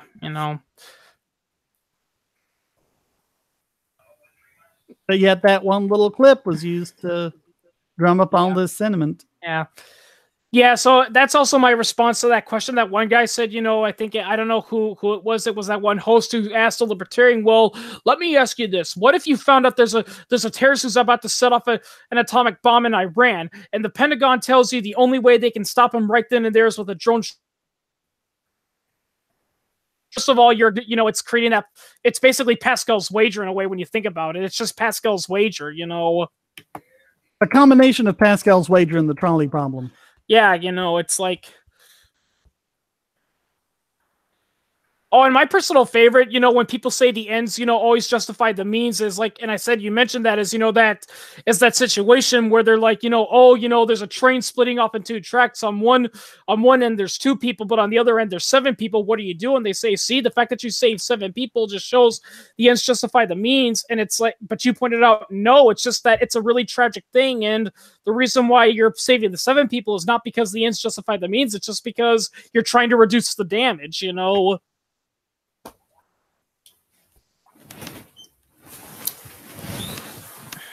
It's just... Marianne, you trying to say something, or... Me? Yeah, it sounded like you were trying to come through there, but... No. Okay. I was just taking a drink. Yeah. The chat's active, though, at least. Yeah. Oh yeah, the chat. What's going on in the chat? A couple people told me that they won't be joining the podcast, but they might watch it, so... Okay. Yeah, a couple of friends. Yeah. I remember that one time when David Stewart came in the chat room, and I really wish we can get him on here one time because he is such a cool guy and I love his videos, I'd love to get him on. Yeah. Yeah, I love, we also need to find Teal Deer. I would love just to talk to Teal Deer. Yeah, Teal Deer, he's alright. Yeah. I mean, I don't agree with everything about him, but I just love his snarky, sarcastic British accent. Like, you can tell he's so British just by the way he talks and portrays humor, because British humor is very, very sarcastic and snarky, in a way. Yeah. Yeah. Yeah, people have always asked, what's the difference between British humor and American humor? And I think it was actually Simon Whistler who pointed out the best way to put it is that American humor is more in your face or gotcha like that, whereas British humor is very snarky and sarcastic and dry, basically, Yeah. Yeah. Yeah, Angry Froman says that he would join, but he can't talk for some reason. Yeah. Like, actually, Shane, here's a funny story that a friend of mine told me about the difference between a British humor and an American humor. With American humor, they made a joke like this. Here's how, the bombing of London in World War II would look like in American humor. A British guy is having a bad day, and he says, "Oh, damn it all, this can't get any worse." And then the bomb falls, hits and blows up his building, and then he's like, "Damn it all." Whereas British humor, the way they would portray it in a TV show would be the British guy shows up and he shows that his roof's been blown up, by a German plane, and he would have said, "Oh, damn it all, it's supposed to rain tonight." Yeah, that's one of the things about, one of the books I always recommend is Catch-22. Yeah. It's an American book, but it's very... It's that same kind of dry wit that the British are famous for. Yeah, Yeah, and I think if I recall correctly, Catch-22 was a joke based on, the British, this one British paradox joke one time where some British police are arresting you, you demand to see your identification, they don't allow you to, and you demand to defend yourself. It's like, nope, there's a law that says we can't tell you what it is, and they're like, well, what law is that? It's Catch-22. Well, it's Law 22. Well, I want to read Law 22. Well, you can't. Why not? Because Law 22 says you can't. Yeah, that's in the book. Yeah. Yeah. It's like, you can't do that. It's just that cycle, Yeah. Apparently he and his publisher went through a lot of numbers before they landed on 22, just because it sounded right. Sorry, Coy, that's French humor, not British humor. Well, no, I know. It's British because it's Monty Python. Yeah, but the guy saying it's supposed to be French, it's like, your mother was a hamster. The berries. Oh, French! Why do you think I have this outrageous accent? You king? Yeah, and then they try to threaten them, and they're like, go back, or we'll insult you again. But I am Holy Grail. And it's like, I forgot the exact quote, but it's like, I have the powerful sword Excalibur. Oh, our Lord has that too. I just told them we have that too. Petlavash. Yeah. Yeah. I like Monty. Which, for people who don't know, is French for "get the cow." Because then they throw the cow at him. For what? Sorry, you cut off there. What was it French for? Get the cow. Oh, yeah, that's right. Yeah, that's right. Then they toss the cow over with the catapult, Yeah, I love that movie. Yeah. And then they tried to do the Trojan horse, and it works, but they forgot to put people in the Trojan horse, and the French lob it back at them. Yeah. That's a great movie. Yeah, it's a classic. I also love the beginning. I also love the beginning scene, where they have the discussion about coconuts. Yeah. Where did you get those coconuts? We found them. What? A coconut in West? Yeah, the coconut's tropical. Yeah, it's like the funny thing is, coconut halves are what Foley artists actually use for. That's what they use for horse. Yeah, that's what they use for horse clops. That was the joke. Yeah. And they say this is a temperate zone. The coconut is tropical. The swallow may travel south during the winter, yet these are not strangers to our lands. Are you suggesting coconuts migrate? No, they can be carried. What, a swallow carrying a coconut? He could grip it by the tusk. It doesn't matter where he grips it. It's a matter of weight issues. A 5-ounce bird cannot carry a 2-pound coconut. Yeah, Angry Froman says, to quote Dankula, when Sargon was talking French, I don't speak surrender. And I saw a good one where it said, like, okay, the flags on the moon that were left by the U.S. have been bleached out, and they're now totally white. Oh, great. Now people are going to think the French landed there. Yeah, the funny thing is that historically speaking, the French were actually one of the most powerful militaries of all time. But then of course, the Franco-Prussian War occurred, and that was a big humiliation for France. And then, of course, World War I occurred. And yes, they technically won, but they did so many stupid mistakes. They've never been able to shake that off, I mean, it's just, from World War I and World War II. Yeah, I mean, it's like, I think that's the problem. Historical France, yes, they've had a really capable fighting force, and they were one of the original European empires, but ever since the Franco-Prussian War, when they got their butts kicked by the Prussians, yeah. But I mean, people talk about, William the Conqueror, from that area, how he was able to defeat King Harold. Would he have been able to defeat King Harold if Harold hadn't already been weakened by fighting the Vikings? Yeah. Well, and here's he was fighting the Vikings literally as William the Conqueror was sailing across the channel. Well, another thing that also gets ignored is that William the Conqueror wasn't French as a nationality speaking; he was Norman. Well, France as a nation didn't exist. It was Normandy.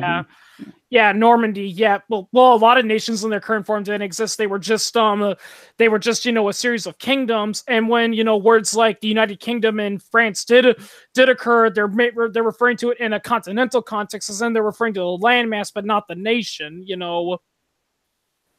So, yeah, but yeah, after France lost to the Prussians in the Franco-Prussian War, that just really, they haven't been able to recover from that since, you know.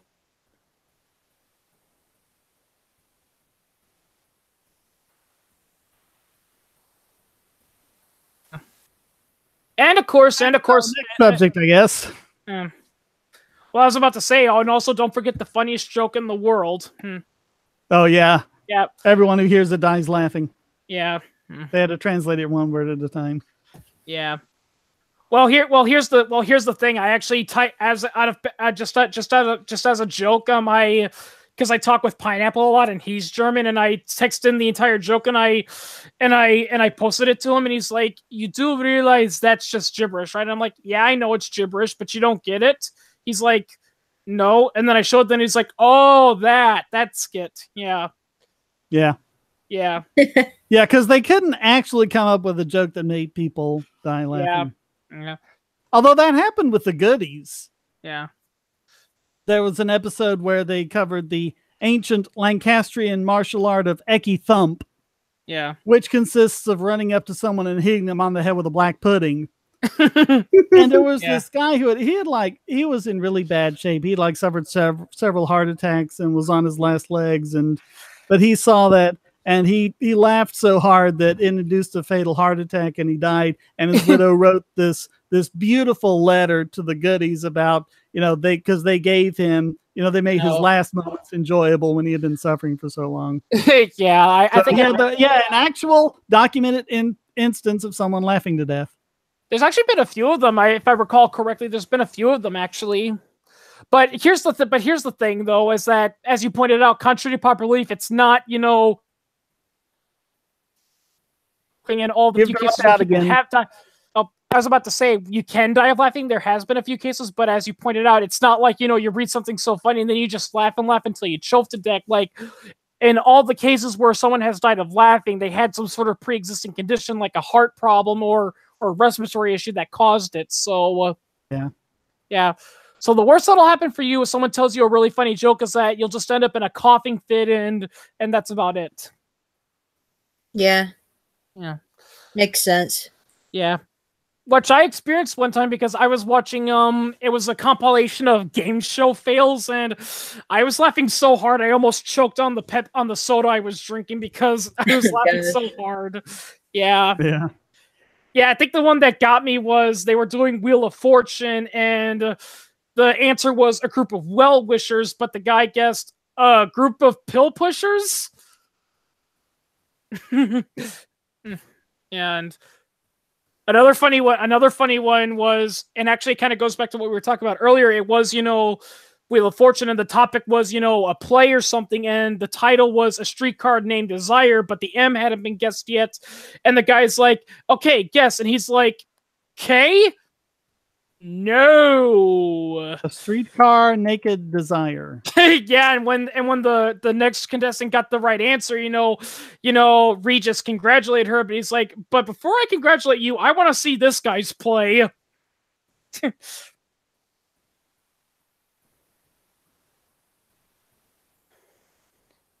"Oh, this guy wants pie. Here, I'll give you pie." Yeah, I'll give you pie. One of Africa's stationary trees. Koi Monster, I have no idea what you're talking about. There, I gave him pie. That's as far as I could count to it. So. 3.141556589793. Yeah. I know 15 digits. Yeah, I've seen this long list of how far pi goes, and I just love how one person in the comments had the biggest question. It's like, now comes the biggest question. How the fuck do mathematicians know all those numbers come after the decimal? Like, are those calculate them? Yeah, like the joke he was making was like, are those honestly the correct numbers that go behind there, or are they just, reaching a point where it's like, you know what, nobody's gonna count this far, so let's just make up numbers as we go along. Oh yeah, was it Katy Perry who decided to do a song where she sings the digits of pi and she got a couple of them wrong? Yeah.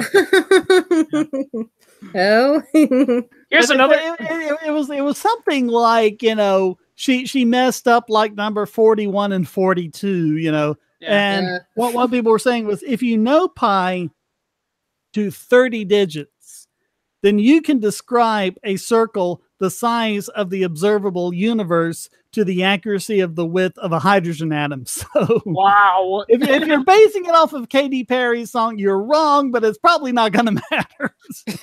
Yeah, but yeah, you know, it's just funny. Fun numbers are funny.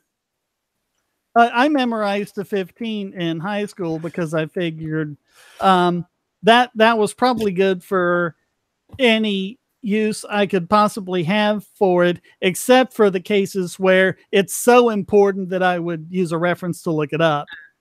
Yeah. How can I tell? How can I tell? How can I tell if I have a concussion? Reminds me of that funny joke. Hello, 911. What's your emergency? Yeah, my friend just fell down a tree and hit his head, and I heard a crack, and he's not responding. Okay, well, first, sir, you need to check to make sure he's dead. Okay, okay, he's dead. Oh my Now God. what? Yeah.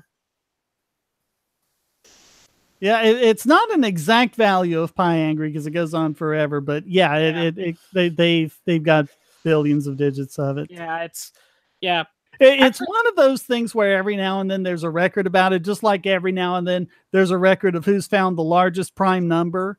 Yeah. Because it's really a stunt because there's an infinite number of primes, but it reminds me of this one question that a mathematician was asked, and he was asked, you know, are there more odd numbers than even numbers? And he said, there's neither, because here's the thing. The best way to do it is you got to separate, you know, the even numbers by the odd numbers, and what's half of the entire number strand. There's an infinite amount of odd numbers, and there's an infinite amount of even numbers. So yeah, there is none, no more than the other.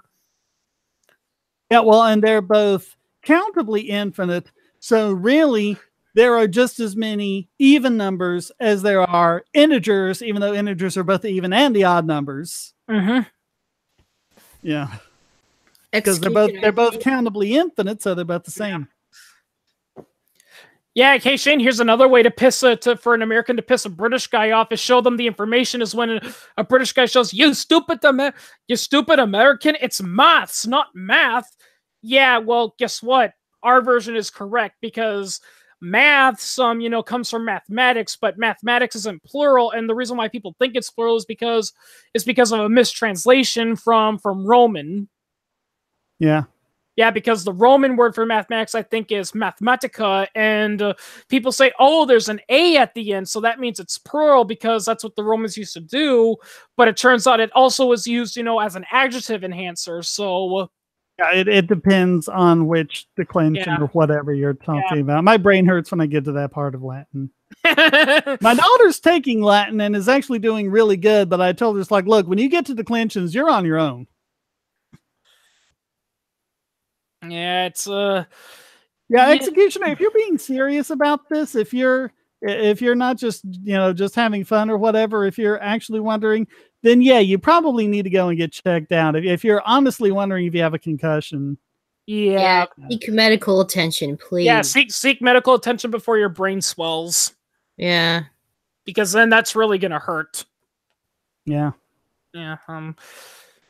Numbers and language are funny, It's kind of funny what you remember about that. It reminds me of, those grammar Nazis and all that. And, they say, oh, you have to do it because, my education teacher in grammar class said it's spelt this way.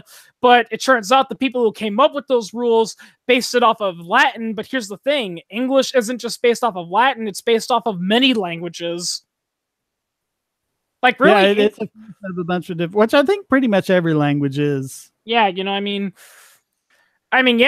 perfectly good example is the double negative. If you tell someone, I don't need no education, they say, oh, you used a double negative, so that means you do need education. It's like, no, No, you need an education because you need to know how this stuff works. English is a negative concord language, as are most languages. Yeah.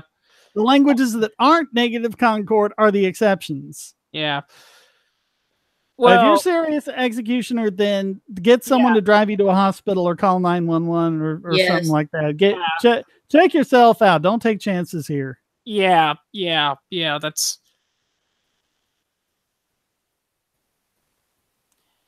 but I power through. Yeah, that's the famous last words for a lot of people. Yeah. Yeah, I'm serious here, executioner. Like, I mean, it's never personally happened to me, but I've read plenty of blogs and comments from people who have said, they've known someone, who came down with something really bad, and it was getting pretty bad, and they're telling, "Are you sure you don't want to go to a doctor?" So it's like, no, I'll tough it out, and then they pass out at work and they need an ambulance. You just Yeah, well, I mean, I can understand not going to the doctor every time you have the sniffles. I mean, yeah, you do want to be a little sensible about it. Yeah. But I mean, when you have something that's persistent, or you have something that's serious like this, when you're actually, when you have a concussion or something like that, then yeah, you should probably better get safe than going. sorry. Yeah. I don't need no thought control. That song is awesome. Yeah. Pink Floyd. That whole album is awesome. Yeah. Yes, it is. I like Pink Floyd, even though Roger Waters is a socialist and an anti-Semitist, but and from what I understand, pretty much an asshole too. Yeah, the other members of Pink Floyd just couldn't stand him. Yeah, that's ironic. I mean, he's a good singer and a talented songwriter, but yeah, you're right. A lot of he left for a reason. And if you read about Pink Floyd, Roger Waters was part of the reason why Pink Floyd broke up, because a lot of the guys just couldn't stand him. He was a big. They didn't break up. What was Rick Wright left first just because he couldn't stand him, and then Roger Waters said, well, I'm dropping out of Pink Floyd, and the other one said, okay, bye, don't let the door hit your butt on the way out. And then he said, and that means there's no more Pink Floyd. And they were like, oh, no, we're still doing Pink Floyd. And I mean, he had them in court for years. I mean, just all of this bitter stuff. Gosh, really? Pink Floyd. Yeah, it also reminds me of that time when he accused Andrew Lloyd Webber of stealing a song he did from the 1970s because he said the Phantom of the Opera sounded like, one of his songs, but when in real life only the riffs, the part that goes da da da da da da sounded similar, but the song as a whole sounded nothing like it, but yet he was still like there's a lot of Andrew Lloyd Webber like that. Yeah, nighttime sharpens, heightens it. School days. There's a lot of stuff like that with Andrew Lloyd Webber. Yeah, well, there's stuff like that with a lot of band members. I mean, a lot of, the truth is, and actually, there was actually a copyright lawyer that said this. The thing is, surprisingly, songs. There's been so many of them written that there's bound to be one on it every now and then that's going to sound like another song. And it's not intentionally stealing or anything. It's just, I'm serious, executioner. You should probably consider actually going and seeing someone at an emergency room or urgent care or something. And also, please let us know later on if you're all right.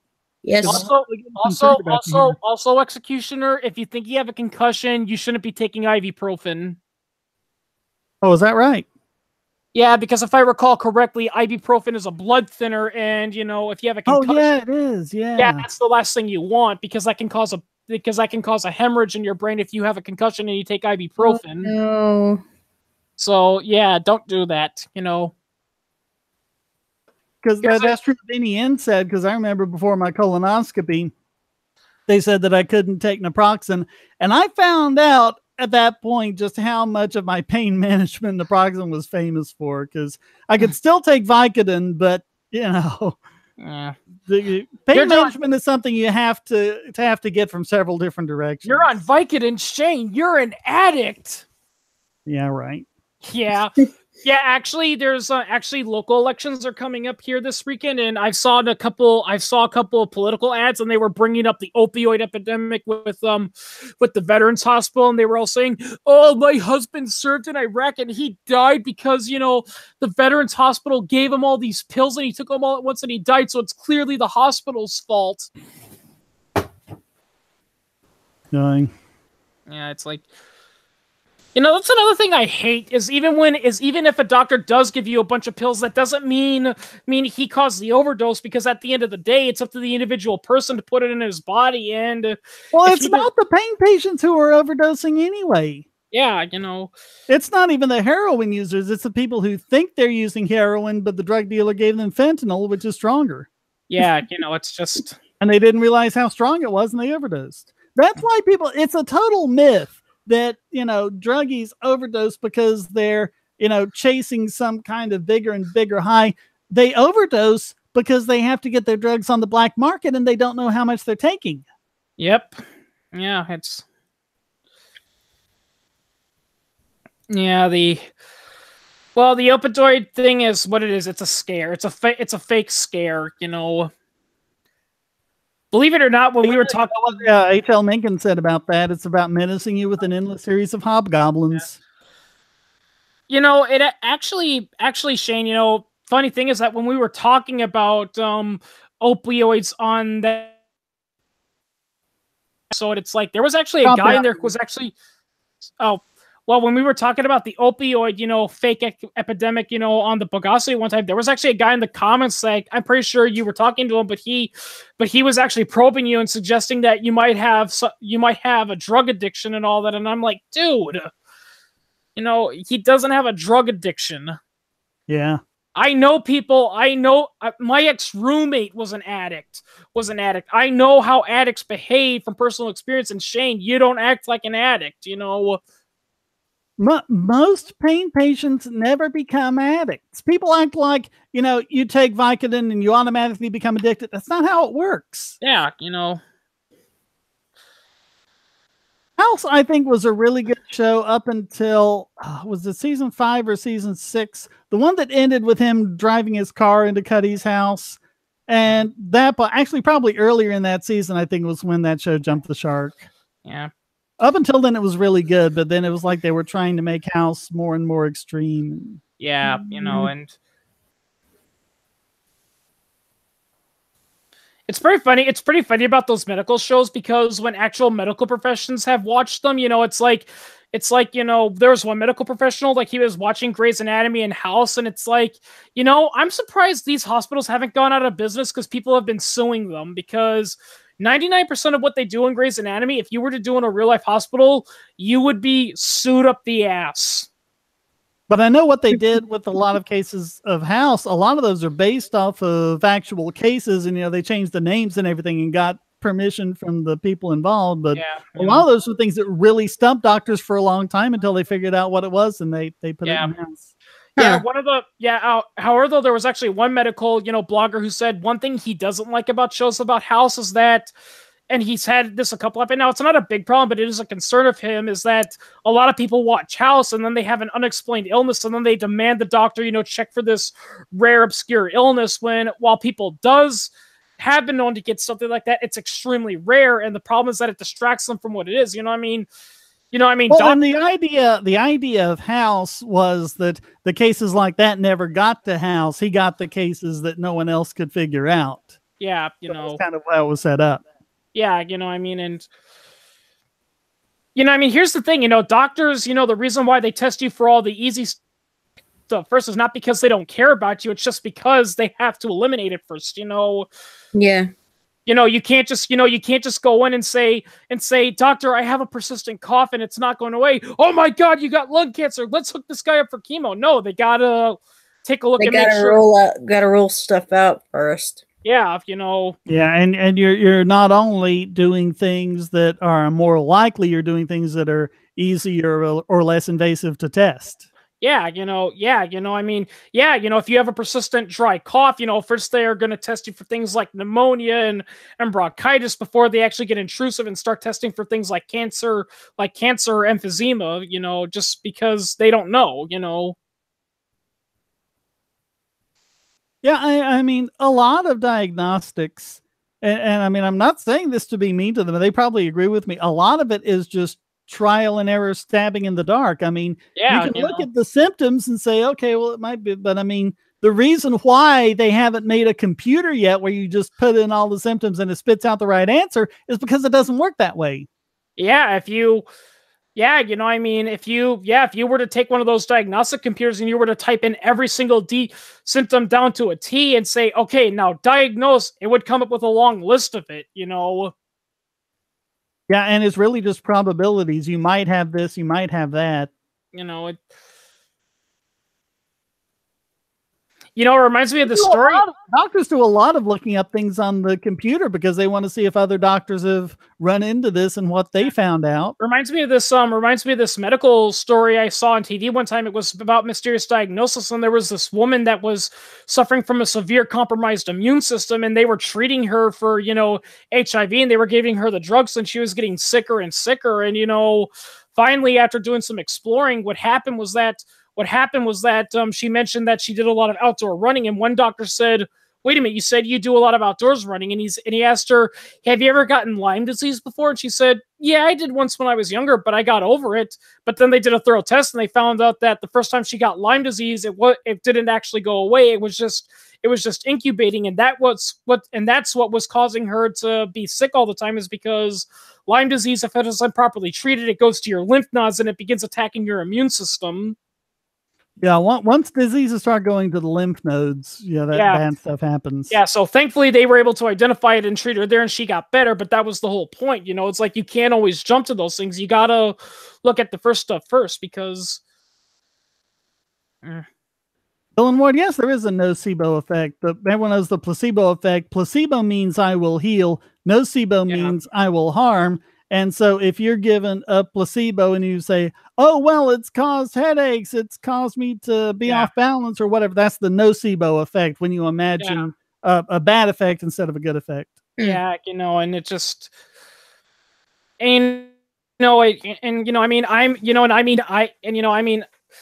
And in all honesty, that's why I get so angry when I see, people like even Joe Rogan sadly fell for this, is when they talk about how it's like, if you're mentally ill, you shouldn't take Zoloft or Ambien because it makes you sleepwalk. It makes you get a desire to kill people. And I'm like, dude, I take Zoloft and I don't have a desire to kill people. Yeah, I take it too. Wasn't that what Rosie O'Donnell said made her post those tweets or something like that? Yeah, Ambien, and it's like... No, it just makes you tired. Yeah. It's pretty funny because Joe Rogan was talking to a guy one time, and they were talking about, Zoloft and medicine and all that, and they were talking about all these negative side effects and all that. And probably one that really, and it's like, and they didn't cite any sources and all that, and they were talking about how they kept it secret because the drug company doesn't want to go away, which didn't want them, which I find hard to believe. But another thing also is I've seen some people use the example. It's like, yeah, remember that kid, who overdosed on Zoloft and it made him kill his grandparents? It's like, yeah, I actually remember that case because I saw a TV show about it one time. And guess what they found? Zoloft was not the cause of it. They found the kid guilty of murder, Yeah. And as one of the jurors pointed out when they asked him, why'd you find him guilty? It's like because a lot of people take Zoloft. Millions of people take Zoloft. I know people who take Zoloft, and how come they haven't killed their grandparents? Yeah, I mean, if a lot of people did, it was like there was like some mass shooting a number of years ago, and they found out the guy was playing Call of Duty, and they were going, oh, the video games console. It's like, 50 million people play Call of Duty, right? Yeah, that's what I tell Pete. That's the number one thing you always have to tell every time someone does a correlation causation thing. Where are the bodies? Yeah. And actually, Shane, going back to that all-time 10 dark secrets, who was the number one company with the dark secret? Monsanto. Oh, of course. Of course. Oh, poor farmers were dying and all that. It's like... You dropped out. Yeah, sorry, Shane, you dropped out. But yeah, the number one company was Monsanto, and they were doing the stereotypical stuff saying, oh, Monsanto did this. They're making poisonous food, and farmers committed suicide because Monsanto ran them out of business, even though that study was completely bunk. Yeah. It's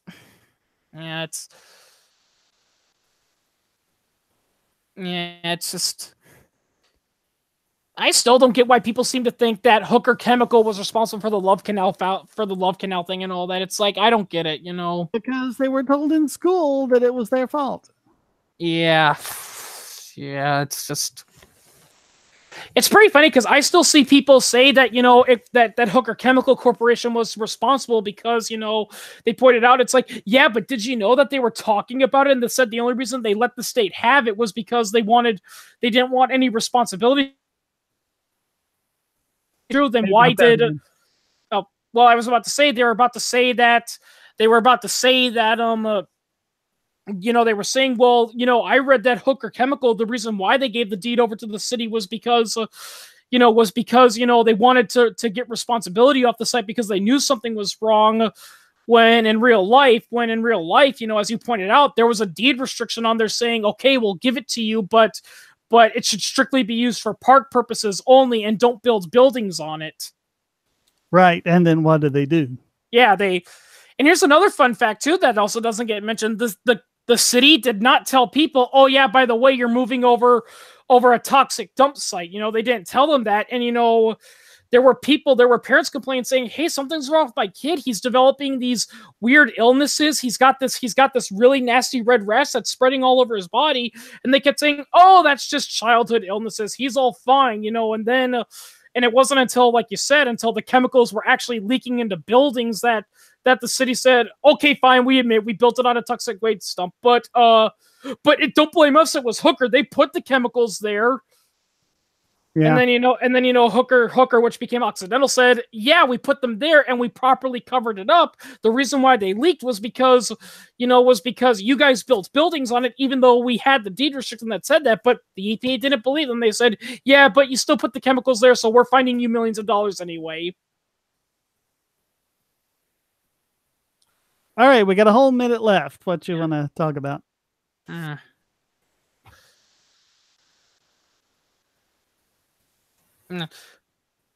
Wait. What are we going to talk about? Kitty, she can't talk. She's a woman, and there's men present.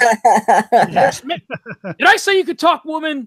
You go back to the you got anything? No, don't be like that. Got anything, Marianne? You want to take us on? Kidding. Yeah, but play us out, Marianne. What you got for us? Well, currently in the chat they're talking about JFK. Oh yeah. Yeah, Dylan brought up the magic bullet is the fairy tale that adults still believe. That's true. Yeah. And I remember the one time where it was like on the news, I was like, oh, we're going to look into this and all this research about JFK and like, oh, I guess Oswald did it. Yeah. I will say this and all that. It's another thing that really, the biggest thing that really grinds my gears about the JFK conspiracy is when people say, oh, but how could Oswald make that really complicated shot and all that? And I'm like, he was a former United States Marine and he was he was designated as a marksman. Yeah, he scored like 53 out of 55 or something on his sharpshooting tests. Yeah, it's easy. If anything, he was off his game that day because one of his shots missed. Yeah, not to mention the rifle he was using was a Carcano rifle, and that rifle is legendary for having a very low recoil. So it's very easy. It would have been very easy for a guy of his training to make a shot like that. So yeah. But of course, they're conspiracy nutcase. They're and the magic bullet comes because they have JFK and Governor Connolly sitting in completely different positions than they actually were at the time, and put them in their proper positions, and it lines up nicely. Yeah, they like to position Kennedy and Colony as if they're sitting on an even level directly in front of each other. But what they ignore was that Colony was to JFK's center left, and he was also turned around to talk to him. So and JFK was on a riser. Yeah, But yeah, it's stupid. So guess the live stream's gotta go. Yep, unfortunately. So soon. Yeah, well, it's 8 o'clock, so. And hardly anyone showed up. What a bore. Well, Marianne, maybe you'll be able to make the next one and we'll hear more from you. Okay. Yeah, I'd like to join the next one. Okay. See you, Kitty. All right. Bye. Bye. Stay strong and be free. Yes, you too.